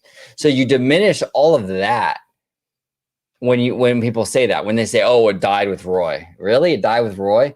I would put Beauty and the Beast over a lot of the Walt Disney movies. I'm sorry. I think Beauty and the Beast is a better movie than some of the Walt Disney movies. I absolutely do. Lion King, another one. Amazing stuff. The music that came out of Howard Ashman, amazing stuff. So to say that this company died and the creativity died with Roy, I don't know. I think that's hogwash. I think that Walt set the stage. He built the foundation for this thing. But I think that he kind of passed the baton on to like future creatives to kind of take the baton and run with it. And I think that's what they're doing. And it's not going to be perfect. You know what I'm saying? And that's what fans, they want perfection. It's not going to be perfect. You're going to have times when the company kind of dips, Like that now. Exactly. Like right now it's dipping, but then it'll come back up again and we'll get back into it again. And that's just the way life is. When you have a company that's 100+ years old, you're going to have downturns, it's expected. I mean, even Universal didn't have a perfect trajectory. There were times in Universal's history where they were being bought and sold like crazy. They were owned by Vivendi. I think it was like a wine company a few years ago. They were owned by GE. You know what I'm saying? And now they got Comcast, and Comcast has done a lot of great stuff with them. But who knows? In 20 years, maybe Universal will be kind of in a slump. Universal was in a slump even just a few years ago, even under Comcast with their movie division. In like 2015, 2016. These things ebb and flow. It's normal for every single studio. Even Walt Disney, when he was running the studio, it wasn't perfect. You had the amazing movies like Snow White and Pinocchio, Bambi, all that. But then you had dips in quality even with Walt, when you had these package movies because of the war and things like that. Obviously, these package movies were not onto the same quality standard as like a Snow White. It ebbs and flows, and people just, no pun intended, Ebba, you know what I'm saying? Ebbs and flows. Yeah. But people just have to understand that, you know what I'm saying? And you can't get too wrapped up into it. It's never going to be perfect. No, because the thing you have to look at is like nothing in life is going to be perfect. Stuff is going to happen. Like times change. Companies change. Leadership changes. Like right now, Bob Iger passed the baton to Chapek, and of course too. It's not really his fault, but it's not his fault at all. But he did it when the pandemic happened as well. So you have these two for oneers is hitting the company at the same time, and it's like, oh crap. And now we're in this huge slump with, creative decisions, and then like the culture stuff going on. It's like all this stuff coming together. It's not perfect, guys. Stuff's going to happen, ups and downs with the company. Exactly. And did you say Chapek? Apologize for not being the ally that you needed me to be. There you go. Dude, I love that line. It's so good. It's so good. Apologize for not being the ally that you needed me to be. Come on. Oh, you got to have the Chapek drop in there. Oh yeah. Come on. You got to have it. Well, paycheck. Apology accepted. There you go. We accept your apology, Chapek. Absolutely. Bad Thought Studio. Who will be replacing Jonathan Majors and Kang? I haven't really been following that too much, Bad Thoughts, but there's been some I've seen on my timeline, and unfortunately, I don't know the names offhand. But there's been some names being thrown around. They'll figure it out. I don't know. I'm not too concerned about that. I think that either they'll find a replacement or they'll write around it, so to speak. You know what I'm saying? I think it'll be fine. But what are your thoughts, Ebba? No, yeah, same as you. I saw I don't remember the name, but I remember seeing a name of a potential replacement for King, and people were like kind of excited because they could continue the King storyline, which I get. I think that'd be cool because so here's the thing with King, right? I don't think we got to see like the kind of the Thanos level threat with Kane yet, right? Because I mean we had Ant-Man and the Wasp Quantumania. Then we had Loki season 1 and 2, but I wanted to see like Kane in his badassness, doing his thing, right? And we haven't gotten that yet. And even with the Avengers, like, what are the Avengers right now? Who is part of the Avengers team? We haven't gotten any of that as well. Right. So I don't know, dude. Like, I know that they're doing like, we're in phase 5 now, I think it is going into, but it's like, okay, all the new characters that we've had, I wish they would have introduced them into like movies instead of being TV shows. Right. Exactly. 100%. Well said. We got to do an orange nerd on that whole thing, dude. I think that'd be fantastic. Yeah, we should. Absolutely. Bad Thoughts goes, that's funny. Emojis, peaches or what is that? Is that an eggplant? Yeah. Yeah, I think I'm probably a peaches fan.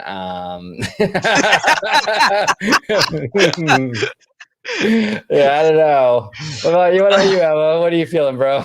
No judgment, dude. Either way. Peaches, man. Yeah. I think that's kind of where we stand here at OG55. Oh, shit. Oh man, Matthew Murr, all the way from the UK. Do you think box office might eventually drive Disney to find more of a balance between hand-drawn and CGI? Yeah, maybe. I mean, obviously there's a market out there for hand-drawn animation, Matthew. So I think they understand that.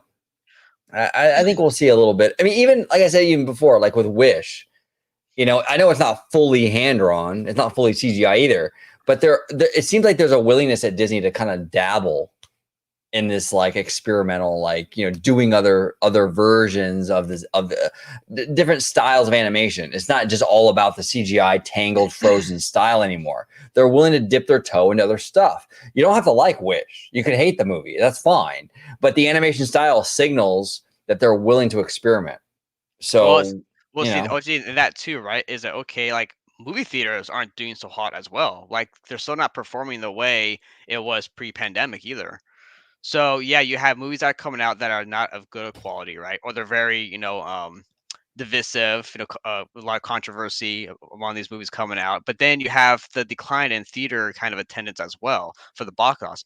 Right. So it's like, okay, so what do you do? Because now you have streaming as well, and then we just had the strikes for the writers and the Actors Guild strike, right? So it's like, okay, how do you live in the world of streaming while at the same time trying to make money at the box office for movies when the attendance isn't really that high? Exactly. That's exactly it. It's a tough situation. There's a seismic shift right now, a landscape change in Hollywood. And it's not just the Mouse House, but they're all kind of dealing with it right now. You know what I'm saying? So it's crazy. It's absolutely crazy. Well said. Googamp, should Disney bring Star Wars and Fox properties into the MCU, like how Marvel is integrated into those properties in the comics? I don't know. So we get like Darth Vader versus Thanos. Yeah, right. That'd be pretty cool. I mean, that'd be cool. Like if they have like a special show for that, like a what if thing, Yeah. Okay, let's just have fun with it. Why not? Like a lot of Star Wars fans were all up in arms over like the what if Star Wars rumors. I was fine with that. Let them play in that. It allows some creativity. You know what I'm saying? So yeah, if it's not canon and they just want to have some fun with it, I see no harm in it. I mean, look, George Lucas did some pretty crazy stuff with Star Wars. We had the holiday special. We had those Ewok movies. We had like the droid cartoon thing. I mean, there was a lot of stuff that was like, if they did that now, fans would like have a heart attack. You know what I'm saying? Right. But the thing with that OG is like that those like you can still enjoy and have fun with the movies and just kind of like, okay, these are just kind of like little side things that you can have fun or not have fun, or talk shit about it, whatever you want to do, right? Exactly. So you can love them or hate them. They're side things. They're not canon. As long as it's not canon, I'm cool with it. Like I wouldn't want them to do like a full length movie, like Thanos versus Vader or something crazy like that. I mean, even though it would probably do like $3 billion in the box office, like let's keep it like kind of respectful, But like if they want to do like an animated thing, like a what if scenario, I mean that'd be fun. I don't see any issue with that at all, actually. Right. But I will say real quick, OG, before we move on. If anyone hasn't seen What If Season 2, I would watch it, because at first I was kind of like, okay, this is okay, like at the beginning, but like the last like 4 episodes or so, dude, are really good, man, and like it ended really good. I was like, oh, this is a great season. So you guys should definitely like watch it. Absolutely. And Mike here says, now that Six Flags and Cedar Fair are merging, will we see more Peanuts or Looney Tunes going forward at the parks, or will each IP stay in its own lane? I honestly think we might see a little more cross-pollination there. I wouldn't be surprised if like we get some Looney Tunes over at like Knott's. You know what I'm saying? I think that it's a possibility. I don't know. I wouldn't rule it out. That's for sure. What do you think, Ebba? So with that being said, right? Would you like kind of not kick them out, but kind of push DC more to the side at Six Flags Parks and bring in more of the Peanut characters or Looney Tunes? Then if you did that. It's tough because DC, the stuff that the DC stuff is kind of themed to is more like intense, Yeah.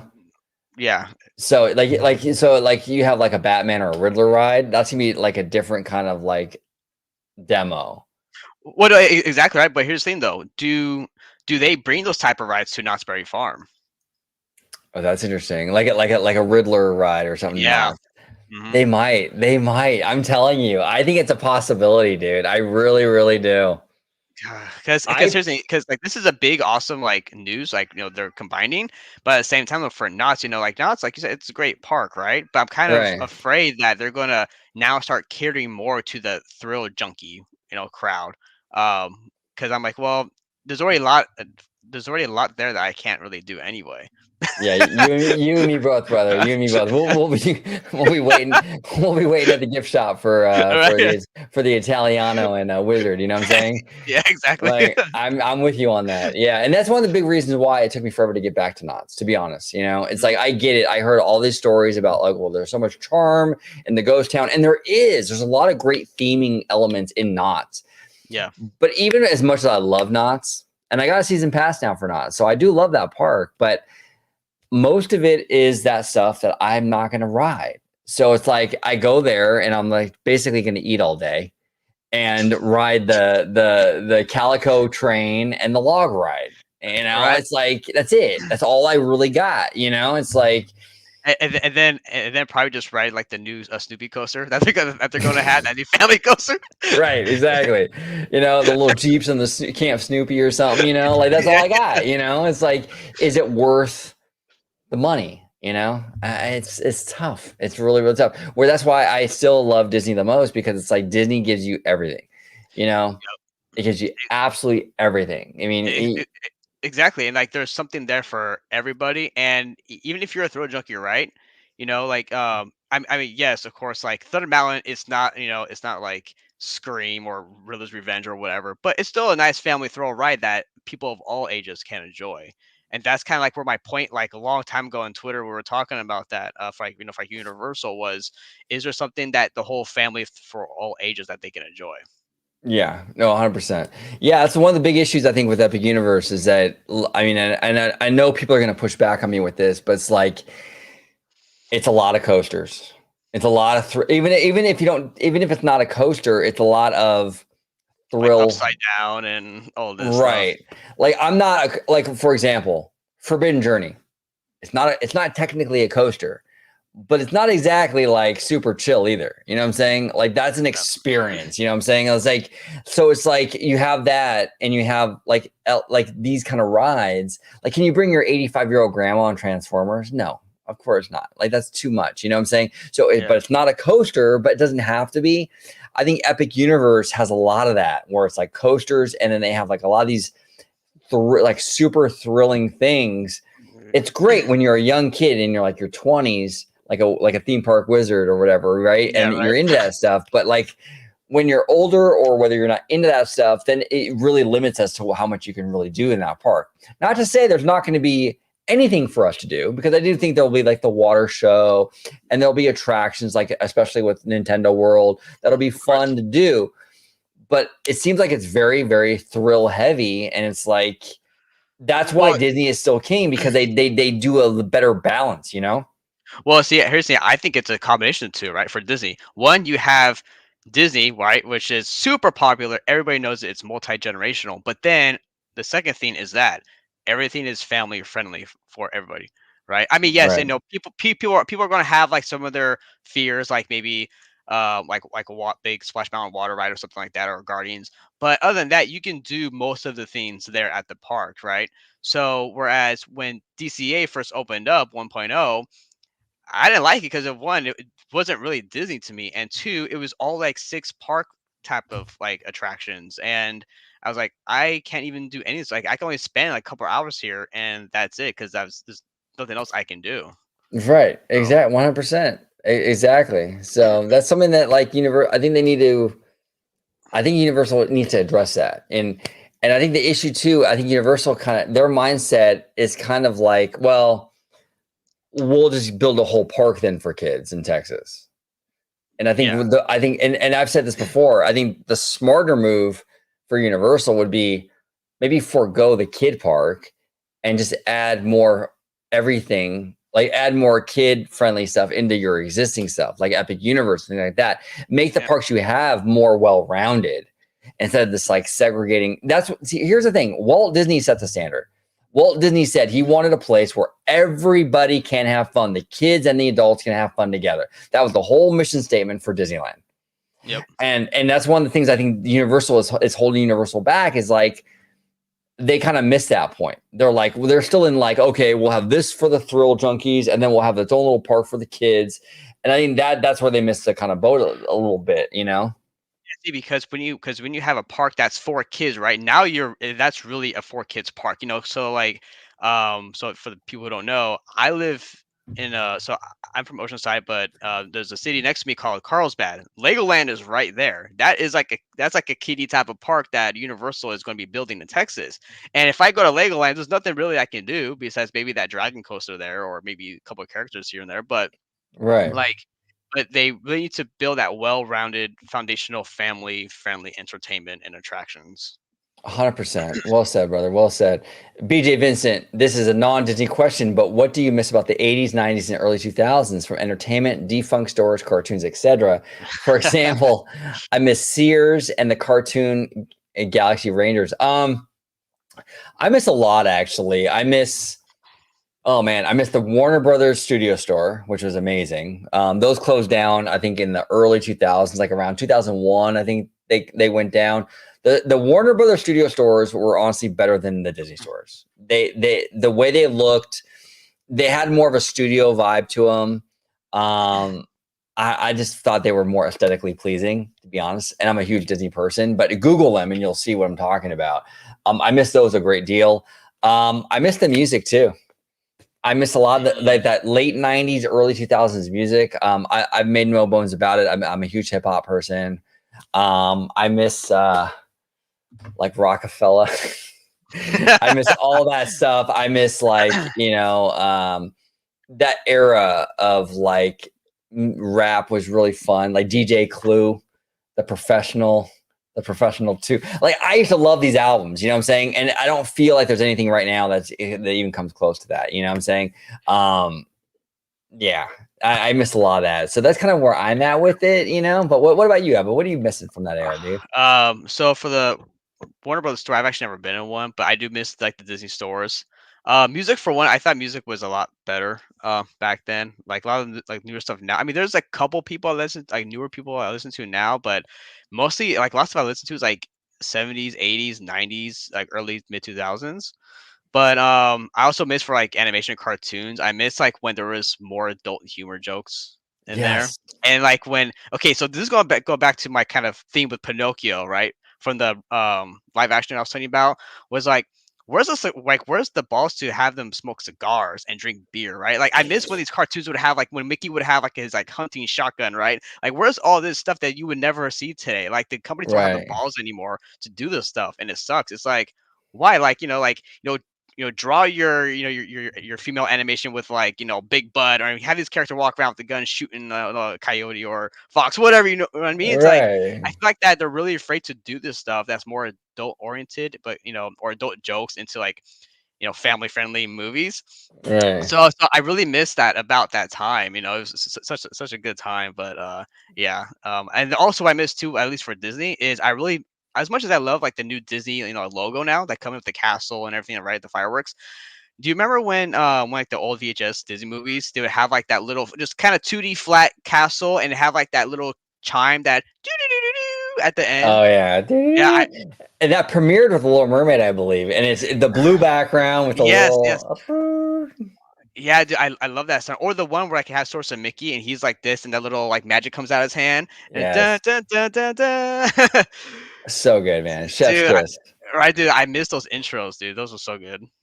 No, 100%. Yeah, the late the 80s, 90s, early 2000s were really, really great. I miss, like, for me, I was a kid in the 80s, but like I miss that Saturday morning vibe. Kids don't have Saturday morning cartoons anymore.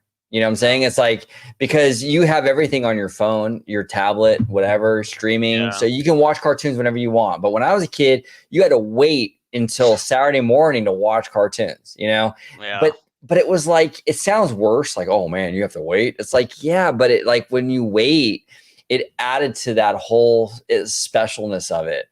It's like Yeah. when you wake up on Saturday morning, it just hit so much different because it was like, wow, this is special now because I don't have it all week, like I do now. I can get it. It was different. It was really, really special. I think that was something that I think kids are missing out nowadays with that the apprehensiveness leading up to that Saturday morning. I think, because now with everything so easily available, readily available, it's like having cake every day, man. It's like, it kind of ruins having cake. You know what I'm saying? You don't have that same like, wow, I'm having cake on my birthday because you have cake every day now, That's how cartoons are. When you waited for Saturday, it just hit different. It had a bigger impact on you. Or you waited for, like the after school cartoons or something, Right. So, And, yeah. sorry, what you had?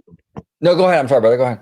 Oh no, I was gonna say, so kind of like a rant, not a rant here, but like I think that's really annoying is like, these companies bringing back these cartoons like Powerpuff Girls, Scooby Doo, Teen Titans, right? But dude, the way like they draw them, like the way they look is awful. Like, Yeah. why do you make them look so dopey and dorky? Like, what are you doing with these characters, bro?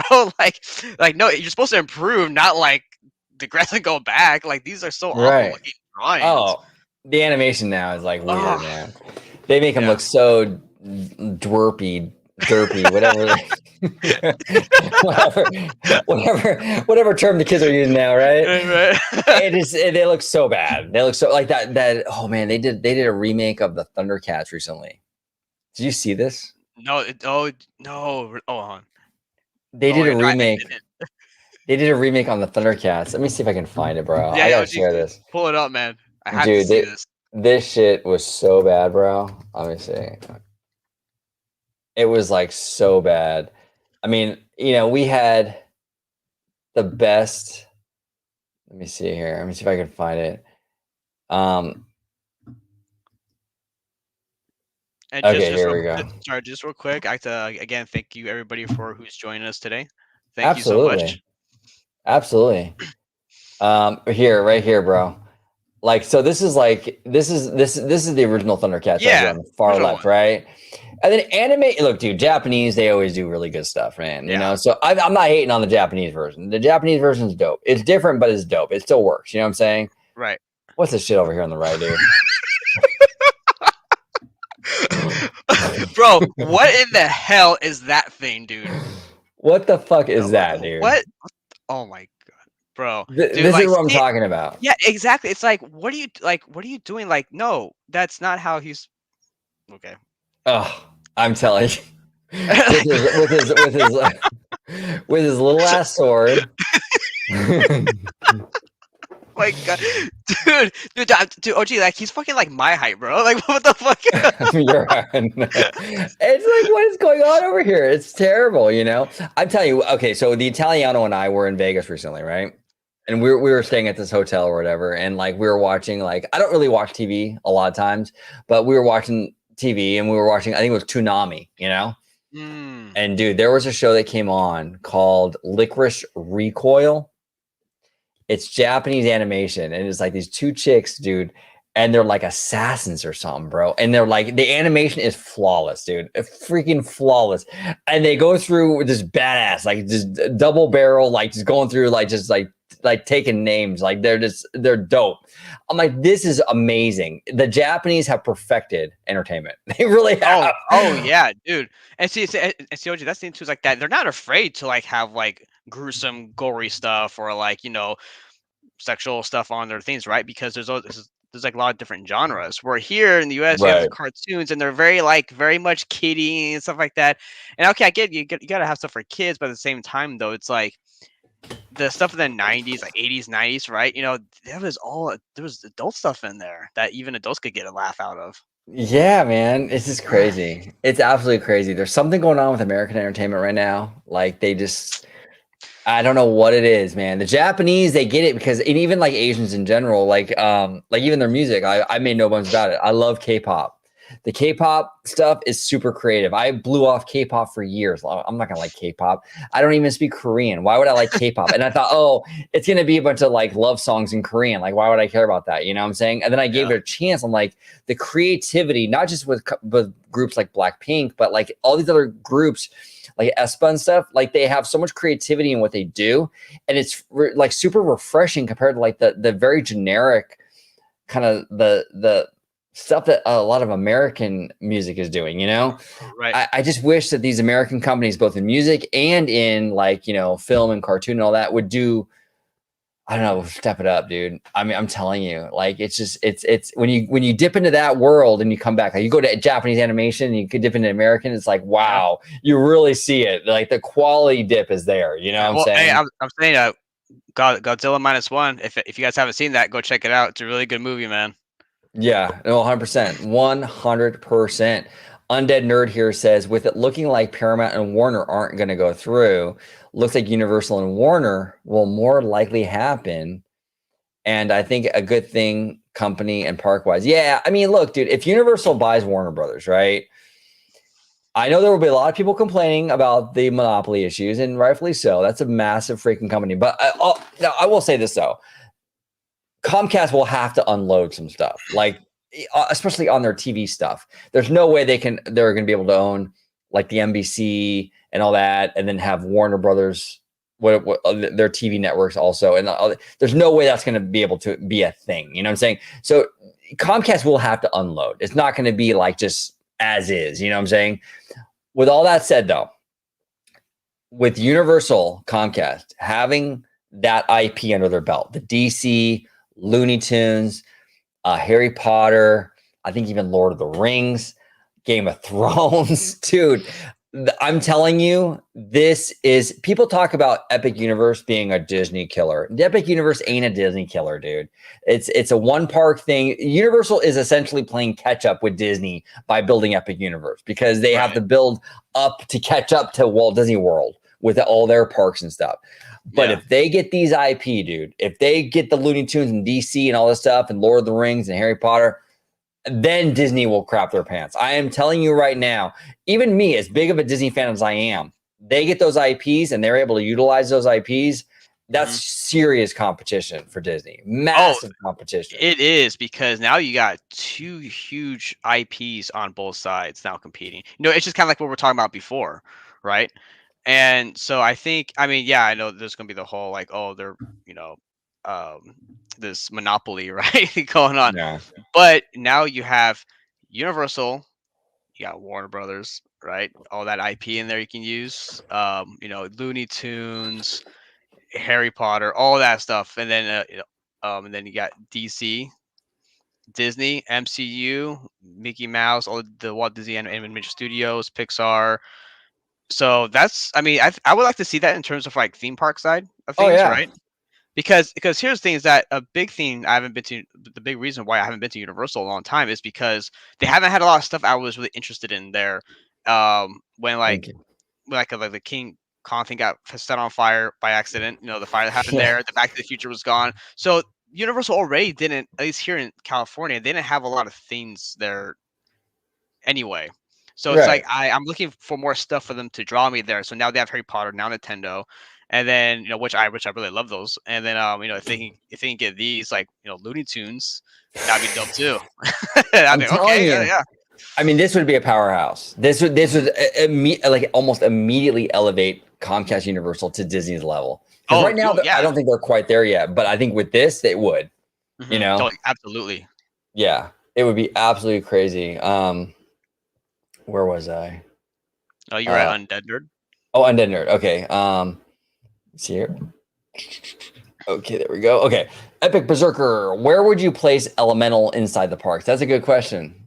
Because we were talking about that. Like, okay, if we were to do like a Zootopia style Elemental land, what park would you put it in? Oh, it's tough, man. I mean, you could probably do like a Magic Kingdom park because it's very fantasy based. You can kind of, oh man, Epcot, I don't know. Nah, probably not. That's a tough one, dude. That's a tough one. I mean, because it's like, well, actually, you know what? Maybe Hollywood Studios. Maybe you can do a Hollywood Studios. But this is a tough one because this is a problem with this franchise. Is like, where do you put it? Well, see, because I'm thinking about like a lot of its elements. So you'd want like a lot of nature aspects to the land, right? So a True. lot of like water, rock work, some fire. Well, gotta be careful with that, right? You don't know stuff you set on fire, but some fire. And then I don't know how you're gonna do clouds. Maybe that be like projectors or something. But I don't know. I think like okay, so let's say that they don't go with your idea, OG, for the Pandora motorboat area, right? Do you think like that could fit in that area as well? Because you have the Oh, Matterhorn right there too. So you got all that rock work. You have rock work already with the subs. We have water. Now we're just adding fire. You got the trees and the bushes and grass. right. That's interesting. I wouldn't be opposed to that if they did it really well. Like if they did it like how the love they put into Zootopia.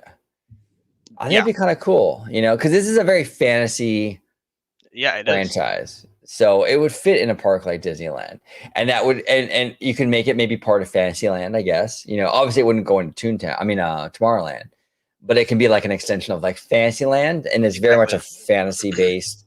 Because if people think Fantasyland, they think princesses, but it doesn't have to be princess. You know what I'm saying? So I don't know. I think that that might work. That might work, but it's a great franchise. I would love to see them do it. If they can do it in a way that fits the park and that's quality, I'm all for it. Yeah, see, quality is the big key word there, OG. Right. And that goes for the shows, the movies, the parks, cruise line. If it's quality, then yes, and if it makes sense. Exactly. Kaylee here says, "Is plaid season over and polo season in?" Apparently it is, Kaylee. Apparently it is. Plaid season is officially over. We're entering polo season. Absolutely. Oh, that's great. We gotta let George know when he comes back, dude. You better rock a plaid now. You know what I'm saying? All right. I mean, not a plaid. I'm sorry, a polo. Sorry. Polo. Yeah, we're polo now. Kaylee here says, "Smash the like button to make this little octopus happy." Oh, thank you, Kaylee. We appreciate you. Thank you, Kaylee. We love Kaylee. Kaylee's awesome. Epic Berserker, is the Comcast Universal and Warner Brothers acquisition looking more likely? And if it does come to fruition, which IPs of WB need to be added to the parks? We kind of already talked about that, Epic. But by the way, a big shout out to Epic. He's been a fan of the channel, dude, since I was like doing solo videos in front of my bookcase, like 2017. Okay. Like, oh, nice. Long time ago. So big shout out to Epic. We love Epic. But yeah, I mean, it is looking more likely because it looks like I do believe Sundance will acquire Paramount. Absolutely. So man, I want to see the Looney Tunes. I think the Looney Tunes have been criminally underutilized with Warner Brothers for like 20 plus years now. We've seen the power of that franchise with like in the 90s with like Tiny Toons, Animaniacs. Yep. These characters are fantastic. They are Mickey Mouse, Donald Duck level characters. They are god tier characters, but they've been mismanaged for decades. A long Comcast. time. Oh man, I'm telling you, if Comcast is good at this, man. For all my criticisms of Comcast, they know how to manage a lot of this stuff, like the IP and stuff. They've done a good job with the Minions, even though I hate the Minions. I think they've done a good job with them. I think the normies eat it up. You know what I'm saying? They did a good job with Mario. You know what I'm saying? I think that they will do a great job with Looney Tunes. You got to utilize them more, including the Animaniacs. DC would no brainer. You got to add DC in there. But I would even dip into like Lord of the Rings and things like that. You can do Game of Thrones. Universal's an edgier brand. You can get away with some. You can get away with some Game of Thrones, dude. You can have some tits and wine over there at Universal. well, gee, man. Hey, I'm all on board now. Man. You know what I'm saying? You can have that over there. You know what I'm saying? No, but in all seriousness, though, I think it would be a phenomenal boost for Universal theme parks. This is a big issue I had with Universal. They have an IP problem. They rent. They don't own a lot of all the good properties are not owned by Universal. It's like Harry Potter, Mario, all these big franchises, they're renting. If they buy Warner, they own big names. You know what I'm saying? Yes. And I think that's what is going to that is going to seal the deal for Universal, at least as far as their parks are concerned. Yeah. Oh yeah, absolutely. Absolutely. Undead Nerd hot take. I hate the animation community because they get pissed when people say quote animation is for kids, yet they have seen the last couple of years. I'm not sure what you mean by that. So I will say off of this, right? At least the first part is I agree with that. You know, like when people say, "Oh, this is for kids," that's for kids. Okay, so here's the thing, right? Is something can be for kids, but it doesn't give you the excuse to drop in the quality of a Thank product. you, Michael. Thank you, Michael. That's exactly it. You can have something for kids, but still maintain that quality, right? It's like that's what I hate about this. Like, you know, the people like, oh well, you know, like, okay, I got a lot of shit for this. When I talked about the Texas park that Universal's building, I was like, it looks cheap. It does. I'm sorry, it looks cheap. Oh well, OG is for kids. It doesn't matter if it's for kids. Toontown is for kids. When they built Toontown in the early '90s, that was crazy good. The way that the way that the buildings were like molded, like it wasn't like anything you've seen before. That was intense.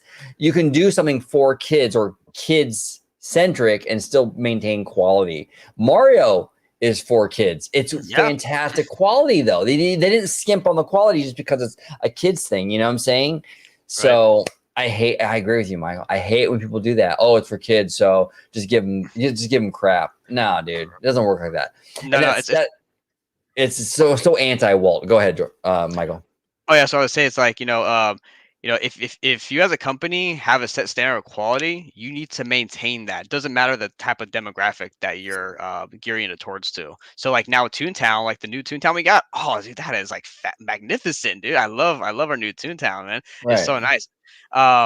But yeah, it's like if something for kids or for elderly or whatever, you know, maintain your standards. And if they drop the standards, you should hold them to that. Well said. Well said. That's exactly correct.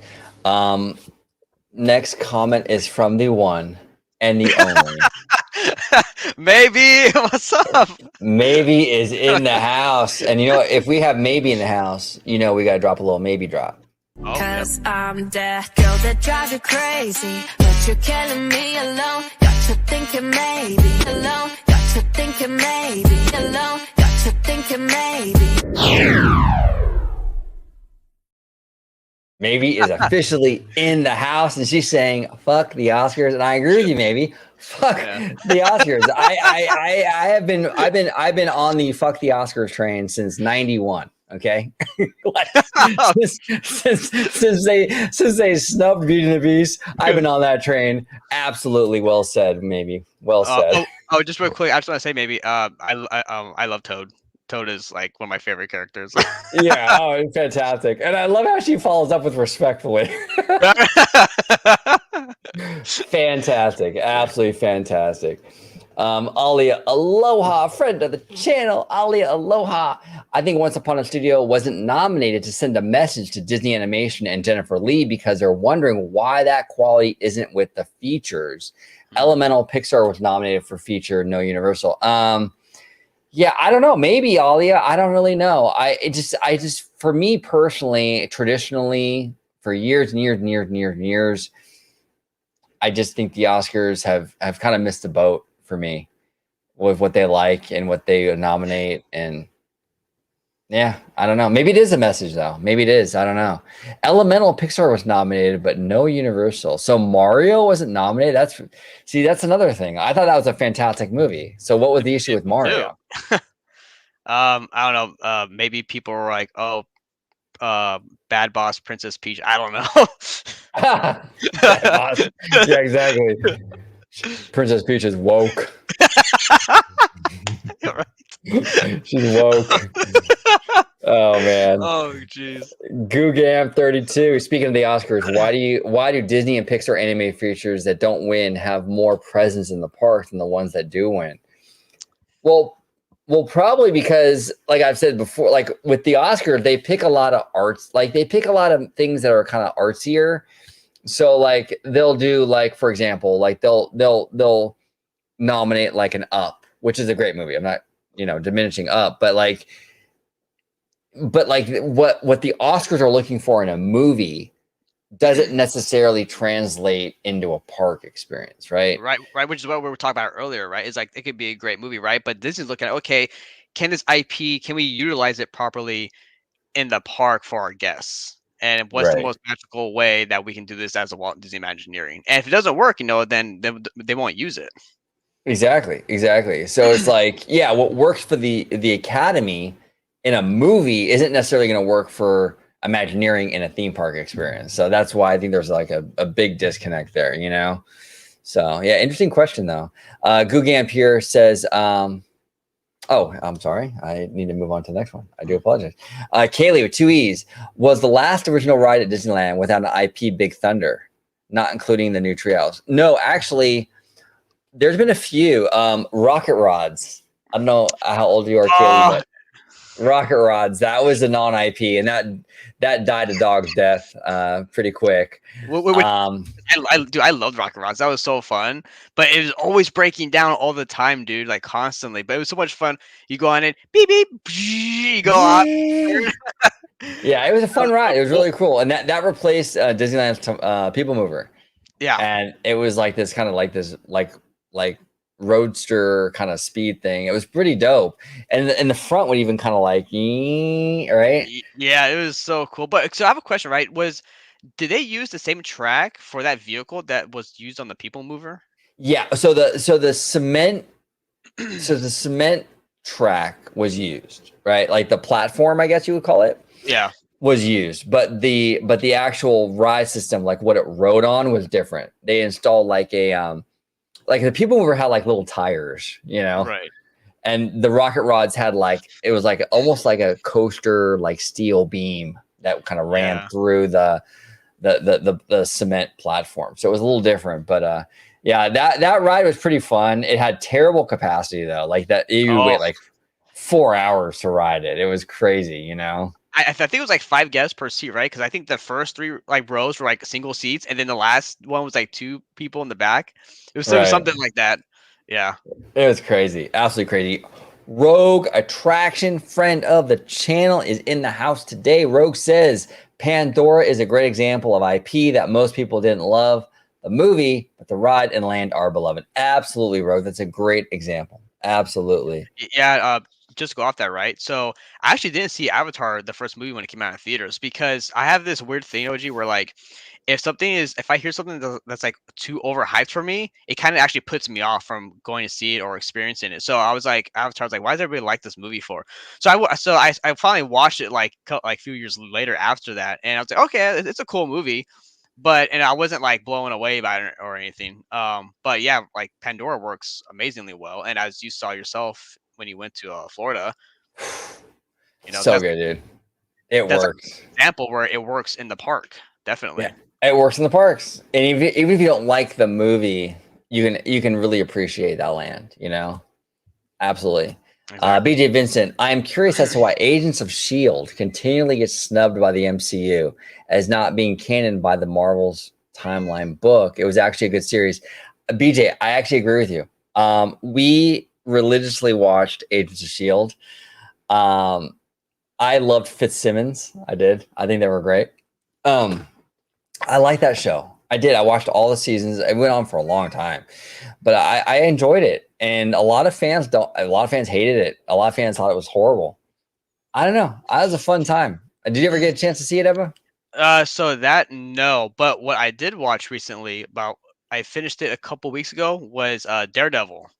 That was a banger show, dude. Daredevil, man, that was really good. So I'm actually in the middle of season 1 of Punisher right now. Okay. So I'm still watching that. So I haven't gotten to like any of the Netflix stuff that came out, or at least not all of it. Yeah. The Agents of S.H.I.E.L.D. was like, it was very much an ABC like kind of production. They had a little bit of a cheese factor to it for sure, but I don't know. I really enjoyed it, and there were a lot of great characters in that. You know, I like Quake. I thought she was cool. Chloe Bennett. Fitzsimmons, the couple team, they were like the scientists of the group. They were fun. Yeah. There were a lot of cool stuff. I would love to see some of these characters moved into the movie world, you know? Oh yeah. That'd be cool. Cause of course we have Charlie Cox back as Daredevil, right? So yeah, exactly. So it would actually be cool to see some of these other shows from Netflix being brought over to the MCU. Right. Exactly. Yeah. I think that show unfortunately got a bad rap. I'm not really sure why. I think it was better than a lot of stuff that even like the Disney Plus MCU stuff was, but yeah, we'll see. But Googamp here says, is Marvel the reason Disney has been underutilizing the Incredibles? I don't know if that's the reason why. I think that's actually I think it should be the opposite. I think that the success of the Marvel Cinematic Universe should be more reason why they should invest into the Incredibles. They've seen that the superhero thing is hot and that whole thing sells. So now you have a superhero element in Pixar. Why not tap into that? It makes no sense to me. Right. Or create another superhero IP within Pixar. Right. Exactly. So that's fascinating. Mike here says, now that Universal closed their Spider-Man ride, do you think the friendly neighborhood Spider-Man will take his talent to Tokyo Disney? Oh, that's interesting. I don't really know the contract over there though. With Spider-Man and Japan. I don't know if there was any restrictions with Tokyo using it in the first place, to be honest. I know we have it here in the US, but was that the case in Japan? I don't even know if that was even a thing, to be honest. Right, because since Disney doesn't own the park over there in Tokyo, right? So, but here's I want to state this opinion, but I'm gonna act like it's fact. I guarantee you, if Tokyo builds their own Spider-Man ride, it's gonna be so fucking badass, dude. Oh, dude, it's gonna be way better than what we got here. it's gonna destroy everything that Universal or Disney has done with Spider-Man in the past. Oh yeah, we went on Web Slingers last night. And look, it's a cute ride. It's all good. But it's just, the problem with that ride. I have two issues with Spider-Man at DCA. Number one, you have Spider-Man, which when I think Spider-Man, I think of a very smooth, lean, quick-moving kind of character, right? And then so the ride vehicle needs to sort of reflect that. It's very bulky and clunky. Exactly. Bulky and clunky is the opposite of Spider-Man, right? He's a thin, agile, lean dude that he moves, right? Right. So it's for me, it's the ride vehicle doesn't match the character. It's just weird, And the other problem I have with it is that you can't see your fucking webs. I'm sitting here, I'm like this, and I don't know if I'm shooting anything. It's really almost, it's almost by luck, right? Right. Oh, well, I'll do this, and then we'll see what my score is, basically. I don't know if it's shooting anything or hitting anything. It's just I feel like with Midway Mania, when I pull my Midway Mania cord or whatever, I can see my darts going to that. I can see my ring going to that. It's very clear and concise. Spider-Man is not that thing. Well, another issue I have with it is that you're shooting these spider bots, and I'm like, well, I would like to be with Spider-Man taking down a Spider-Man villain, right? Exactly. I want to go on in a Spider-Man adventure, not taking down his spider bots that he accidentally left, to just all self-duplicate. Right. Exactly. So it's just there's issues with it, I don't know. We'll see. I mean, I wish it would kind of, oh man, because there were rumors with Web Slingers that they were going to actually have that hang from the ceiling. Oh. And then you were going to kind of dangle from the ceiling and be able to do this whole thing. And that would change that whole game dramatically. Oh yeah. Definitely. They should have gone. But I just want to say a big shout out to Jay Shear. I know he loves this ride. Yeah, I know, right? Jay Shear loves this ride, and more power to him. Yeah, I don't see the appeal personally, but I mean, it's cool. I don't have a bad time on it. No, it's not horrible, but it could be a lot better. Yeah, exactly. I'll never forget though. So the Italiano and I, we went to Boogie Bash, right? This was back in September, and we had a VIP tour guide. Long story. It was my sister's thing. She's a member, a 33 member, but she couldn't make it. So we still got the tour guide, the Italiano and I, right? Yeah. So we had the tour guide, and we had the best tour guide. Her name was Jackie. I will always sing the praises of tour guide Jackie because she is awesome. We're still friends with Jackie actually to this day. She's amazing. Perfect. Yeah, but I'll never forget it. We get into the Web Slinger vehicle, just the three of us. It's OG, the Italiano, and tour guide Jackie. I will never forget it, bro. Tour guide Jackie takes off. The tour guides, how they wore those plaid jackets. Yeah. She takes off her jacket and she goes, "You guys better watch out. I do this for a living." I was like, Oh, man. This is awesome. This is freaking awesome. And I think she beat us that day actually. So she wasn't kidding. Yep, She's like, I'm about to wreck you guys right now. Yeah, dude. She was like, you know what? I'm gonna destroy you guys. Yeah, I actually got destroyed last night. I was terrible. I couldn't see my web. I don't know what I was doing. I was like, oh. Well, I guess you can say that OG didn't. He couldn't shoot his shot, huh? Yeah, I couldn't shoot my shot. It was erectile dysfunction, web slinger style. You know, it was horrible, horrible, absolutely horrible. But when you get to 40, that happens, Michael. You know what I'm saying? Oh man. So Mike here says, let's say Universal decides to get rid of Marvel in Florida. Since Pokemon is rumored to take over Simpsons, what would you replace Marvel Superhero Island with?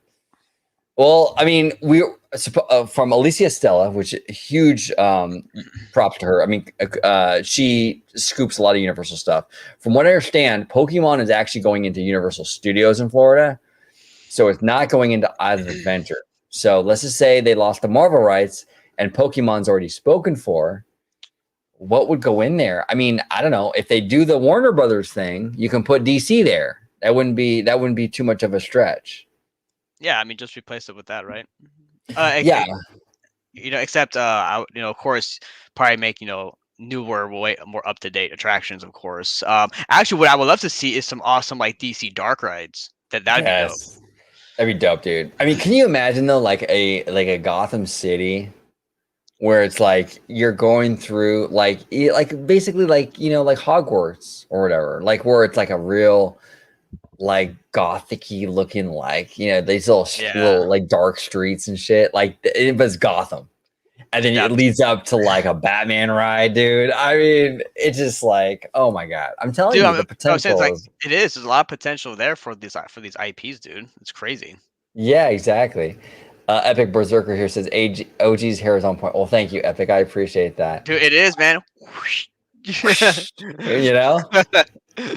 It's wild. And then maybe here says, I think you should do Matthew McConaughey in Dazed and Confused Hair Slay. I've never seen that. Have you seen that, Mike? No, but OG, we should check it out because that would probably look really dope. Yeah. Maybe we can do that. We can work on that. If you could share your screen, I can. If you know. Let's continue on. I'll try to get it up. Yeah, no worries. Are you trying to get it up? Are you? Are you over 40, Michael, or what? What? I can't. How do you do this? I'm just kidding with you. Maybe here says that's what the TikTok girlies use for their eyebrows. Oh, that's interesting. Oh, I think she's talking about the got to be glue that I use for my hair. Oh, they use that for their eyebrows? Is that what it is? I think so, because I think this is when we were talking about. I think when we were talking about like hair and stuff. Oh, okay. I know like that. Some people actually get their eyebrows tattooed on. Yeah, that's insane, dude. That's wild, dude. If they put that got to be gel on their eyebrows, that is gangster, man. Because that stuff's hard to get out of your hair. Your eyebrows, you'd be like, ah. I don't know. That is funny. That is super funny. Maybe continues with Croc supremacy. I need to get you some Blackpink charms. Oh, dude, I would rock the hell out of those. Okay, I'd rock the hell out of those. You can get me a Jisoo, Jenny, Lisa, and Rose little charms. I'd rock them. I would rock the hell out of them. Jay Shear here says, I bought my first pair of Crocs this year so I can wear them across the street to my neighbors or to my spa. There you go. Oh man. He's on board, dude. When Jay's on board, you know what I'm saying? Jay's on board. Barry Place 28. Thank you so much, Barry Place. Good to have you. Thank you for joining us, sir. Appreciate What's you. Up, Barry Place? Yeah, and Barry also, Place. Hi, Jay. Absolutely. Mr. C. Moore Duck, the one and only Mr. Duck. He says, if this wasn't answered, what movies are you excited for 2024? I'm sure we're all going to pick Deadpool, right? Yeah, no, I was actually going to say that Deadpool is like my number one. I don't really have any other movies that I'm really looking forward to be honest with you. Deadpool 3 is the one I'm really interested in. What about you, Emily? What are you looking forward to in terms of the 2024 movies? Anything or? What's even coming out in 2024? Chat, do you guys know? What's coming out in Let's see. 2024? Right? Besides Deadpool. Yeah, let me see. 2024 movies coming out. Let me see. I'll give you a little bit of a list. Okay, so we got Madam Web. We got Dune. Okay. Deadpool 3. Looks like another Minions movie. Oh my god, Despicable Me 4. My god, man, they're milking that, huh? And then we got Joker, the Joker movie part 2. That's interesting. I might actually. Oh, and then Ghostbusters from Mr. Seymour Duck. What's up, sir? What's up? So Ghostbusters. Okay, I'm looking forward to Ghostbusters actually. I like. Oh, and Inside Out 2. That's coming out. And I think the other Beetlejuice. Yeah, Beetlejuice 2 is coming out. Okay. There's some good ones. I think Beetlejuice 2 and Deadpool and the Ghostbusters are probably my lineup. What about you, sir? What are you looking at? Yeah, so those three, but also I'm going to see Dune 2 also, only because I've seen the first one. It was okay. I mean, I don't know anything about the Dune like universe, but I will see Dune 2. And then also I will probably go watch Madam Web just because it's part of the superhero genre. Right. But yeah, definitely Ghostbusters. I'm really excited for that one. Frozen Empire, and then what do you call it? Deadpool 3, and then what was the other one that you were talking about, OG? Ghostbusters, Deadpool, Beetlejuice. Beetlejuice, yes, that one, Beetlejuice. Yeah, that'd be interesting. Well, I'm telling you, Beetlejuice 2. Do not sleep on that movie with Jenna Ortega in it. It's probably gonna crush, man, because she's so hot right now. Like, and I don't mean like like hot like that. I'm talking like I mean like. Are you sure, OG? I mean she's hot right now in terms of like people just love her. You know what I'm saying? Yeah. So that movie's gonna do like bananas numbers, I think. Mr. Duck here continues with, since Comcast had their earnings and stated that their Florida parks being weaker, do you guys have any reason as to why? Do you think Disney will be weaker in Florida as well?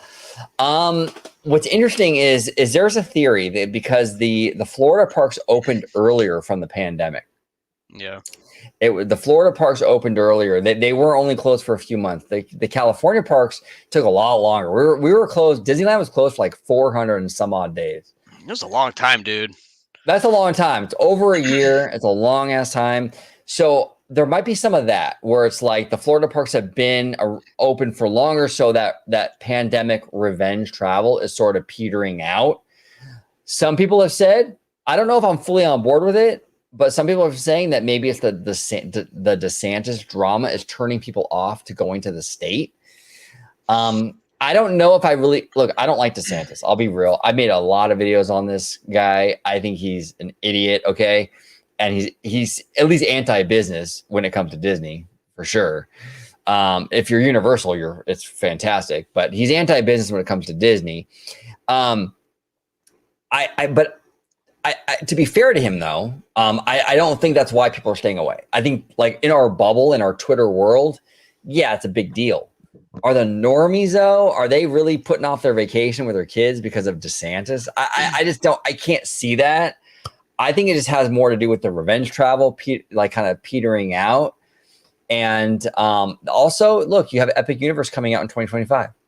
A lot of families might be saying, hey, why are we going to spend a lot of money on a big Florida trip now when we can just wait a year and go when the new park opens? That might be an element too. So I think that might be a little bit of both.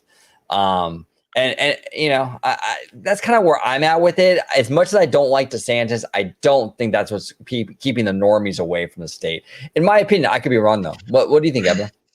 I think it's like a combination of factors. I think it is one with Epic Universe opening up, right? Some people are just gonna wait until it opens up and then do their big, family vacation there. And then I just think so with the whole DeSantis thing, like I know that Universal is kind of like, like they're the kid that's not that they're not getting the attention from DeSantis. So I don't think Right. it's that, but it could be. I don't know what everybody's thoughts are on terms of like the whole war with Disney and DeSantis and in terms of how that will affect their Universal vacation. I just think it's mostly just the Epic Universe thing. Just waiting until that opens and then they'll go, because like you said, right, people like especially in the US, like we're really one of the few countries that don't have mandated vacation time, and everybody usually has like 2 weeks, maybe 4 weeks, and that could be some like part of their sick leave as well. So people really have to decide what they want to do with that limited time that they have. Exactly. I think that's more or less what's going on here. Absolutely. Mr. Seymour Duck here says, since Comcast have their earnings and slate. Oh, I'm sorry. I'm repeating the same question. Let me see here. Here we go. Following up with Mr. Seymour Duck. Here is a controversial question. Who is more iconic, Mickey Mouse or Mario? I really feel like Universal is pushing Mario to be their Mickey Mouse of the park. Interesting question, Seymour. Here's the thing.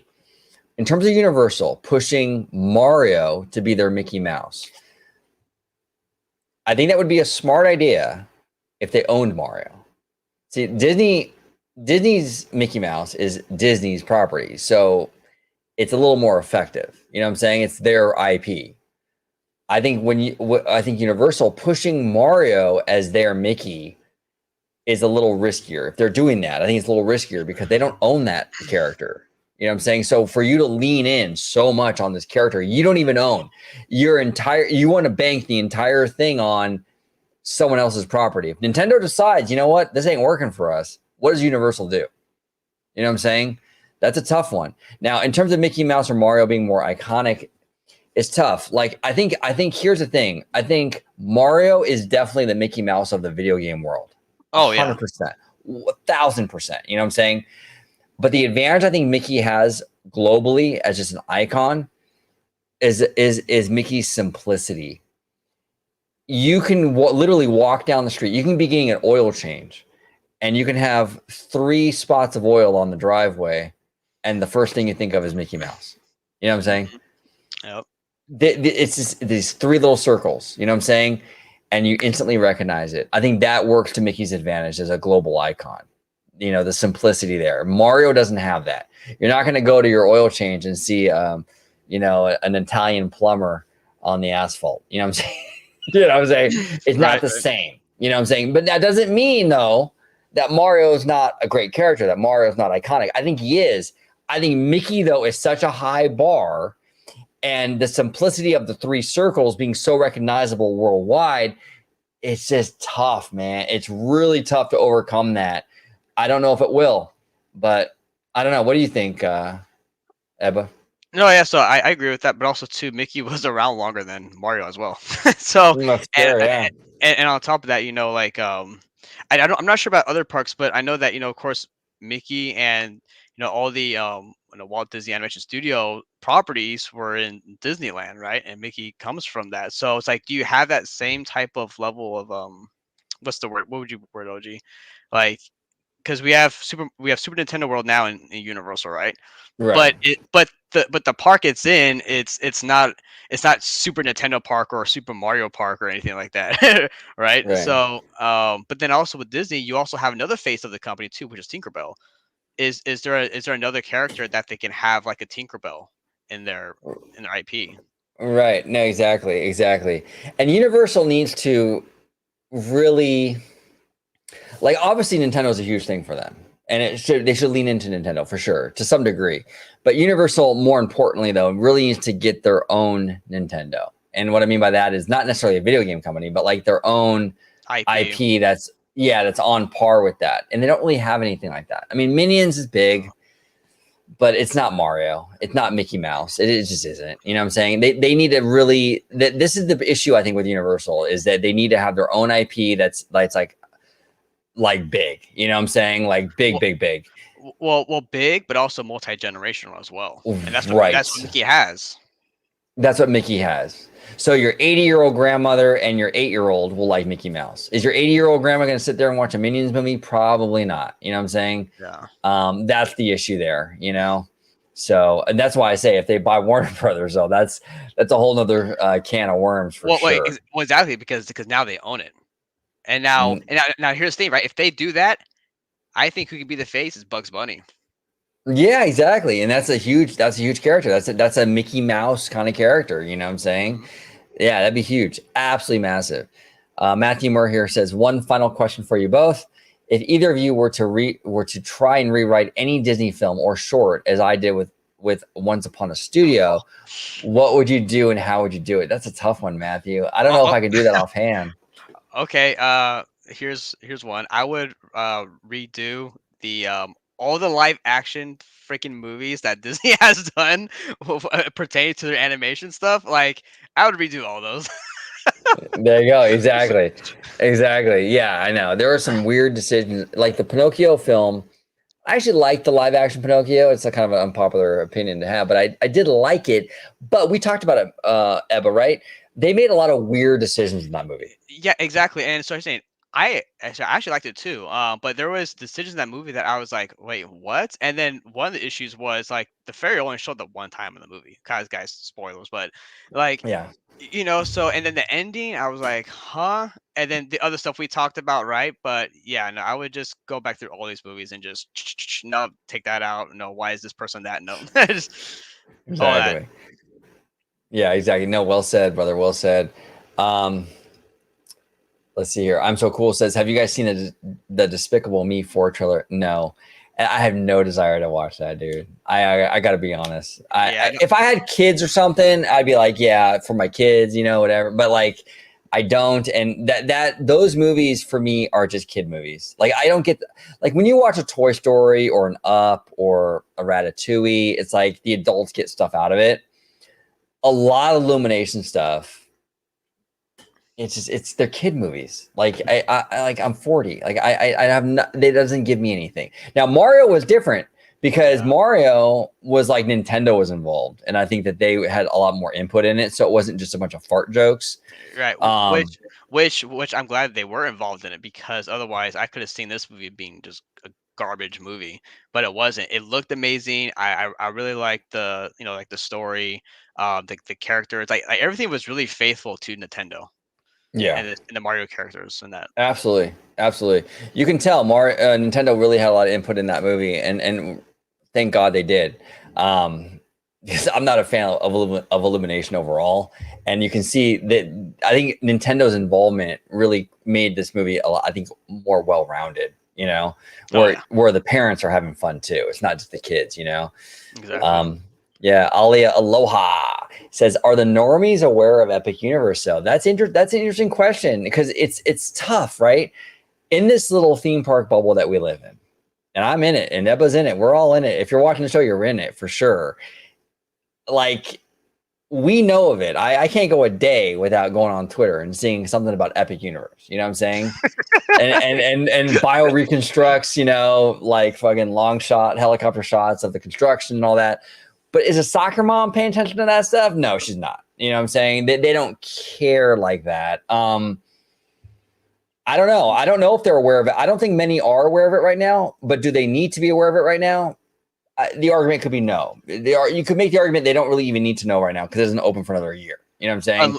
Unless they do need to know because they're trying to plan out their vacation. That's a great point too, Eva. Absolutely. That's a great point. Yeah. I'm going to do a test. When I go back to work tomorrow on Monday, I'm going to ask, because I have friends at work who are theme park people. They like going to theme parks, but they're not like in it though, like we are. You know what I'm saying? I'm going to ask them, have you heard of Epic Universe? I'm going to ask like 2 or 3 of them and see what they say. That's a great question, Ollie. I'm very curious as to what would transpire. She follows up with, do normies pay attention to that though, or theme park fans? I'm not sure they pay attention to that when Disney releases concept art. Man, see, I'm behind on the chat, so I'm not sure what she's referring to with that. Okay, well, at least for this comment here, right? I mean, when concept art was released, dude, fans are all over that shit.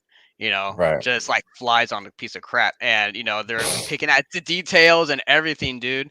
So, but for normies, I don't think normies really look at concept. I think they see, like, if you go to Disneyland, they see a concept art for something, and they're like, oh, cool, that's gonna be coming, right? But us, we're like, okay, look at this. So is that gonna be there? Oh no, I don't like this, right? We really pick out stuff that's happening. The normies don't do that. They just see it, they're like, oh, okay, that's cool. I can't wait for that to open. Right. You know? Exactly. So- Exactly. So it's tough to gauge. It really is tough to gauge, Now, theme park wizard, Mr. Wizard is in the house. Hold on. We'll do a Wizard! little. There you go. For wizard. There we go. Wizard says here, people at my job are aware of the downtown Disney stuff, and many people are aware of Tiana. Yes. But here's the difference, though, Wizard, with those two things. I'll tell you why I think it's a little different. Those two things are happening in broad daylight in an existing park that millions of people are going through in and out every day. So people are going in and out of downtown Disney all day long. They see it with their own eyes, all the construction. They're going to Disneyland and they're seeing with their own eyes the big walls and Splash Mountain is closed. So I can see why normies are aware of these two things, because they're walking past these two things constantly and seeing they're being worked on. Epic Universe is a different situation, though, because it's off property. It's not on Universal property. Right. It's a 10-minute drive in the other direction. So it's like, are they aware of it? I don't know. I think they're probably less aware of it than they are Tiana, to be honest. Yeah, no, because also like in the parks, right? Like you're up close and personal, actively walking past the walls, right? You're seeing the concept art. With Universal, probably besides us, many people are not even aware of it, or if they are, they're just kind of waiting until the final details of the final park information that comes out, right? So they're not going to follow it like how we're following it. Like, oh, look, the new steel is coming out, right? Or look, the new track is being laid. Like they're not doing that. They're not doing that. They're not doing that. Now, Eva, you need to step out for a second or two. Go ahead and do your thing. I will hold the fort down for a few minutes, and we'll see you on the other side. Thanks. No problem. Yeah, so that's kind of where I think it's at, Wizard. Is I think that the Tiana and Downtown Disney stuff is so out. It's so out in the open. It's out in the open for things that people are visiting on a daily basis. They see it. They walk by it. I was just at Disneyland a few times this week, and I mean, we walked by that Downtown Disney construction. We walked by Tiana's, and it's very evident, but Epic Universe isn't that thing, though. It would be like if Disney was building a third park on the Toy Story lot. How many normies are going to know about that? How many normies are going to drive by the Toy Story lot if it's under construction? Probably not many. They're not going to know what that is. You know what I'm saying? It's the same kind of idea. So, yeah, I think that's probably why. But look, and Wizard, to your point, I don't necessarily think that Universal needs to have necessarily the messaging out right now. It's still a year away. But like Ebba said, people want to start, booking vacations or what have you. But right now, they can kind of get away with it.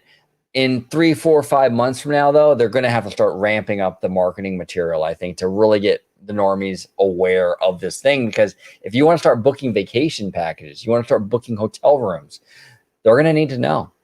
And I have a feeling a lot of normies don't know as much as we think they do on this, in my opinion. Mr. Seymour Duck. And Ebba is back in the house. Hey guys. Mr. Seymour Duck here says Nintendo didn't do another Mario. Nintendo didn't another Mario movie flop 2.0. The live action movie was something else. Yeah, Mario. It was actually Hollywood Pictures. It was actually a Disney owned studio at the time. Did the live action Mario, which was an abysmal failure in the 90s. And they didn't do another, what Seymour was talking about here, they didn't do another Mario movie for years because of that.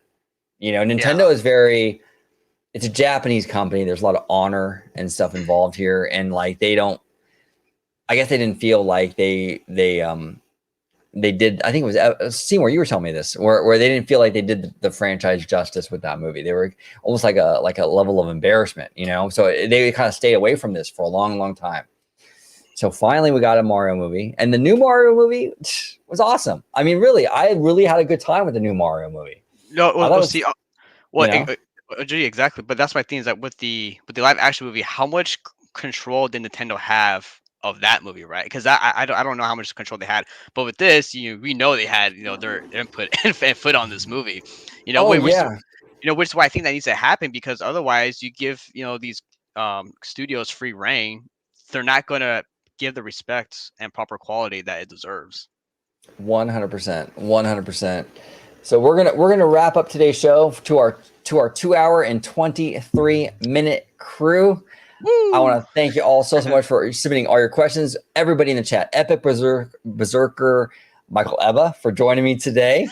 And in the chat, Ali Aloha, Maybe, our good friend Maybe, and Kaylee and BJ Vincent, Ali Aloha, I'm So Cool, Theme Park Wizard, Slimer, just everybody that joined us. Jay Shear, of course, we love Mr. Jay Shear, Goo Gamp, everybody, Rogue Attraction. Thank you all so much for joining us today.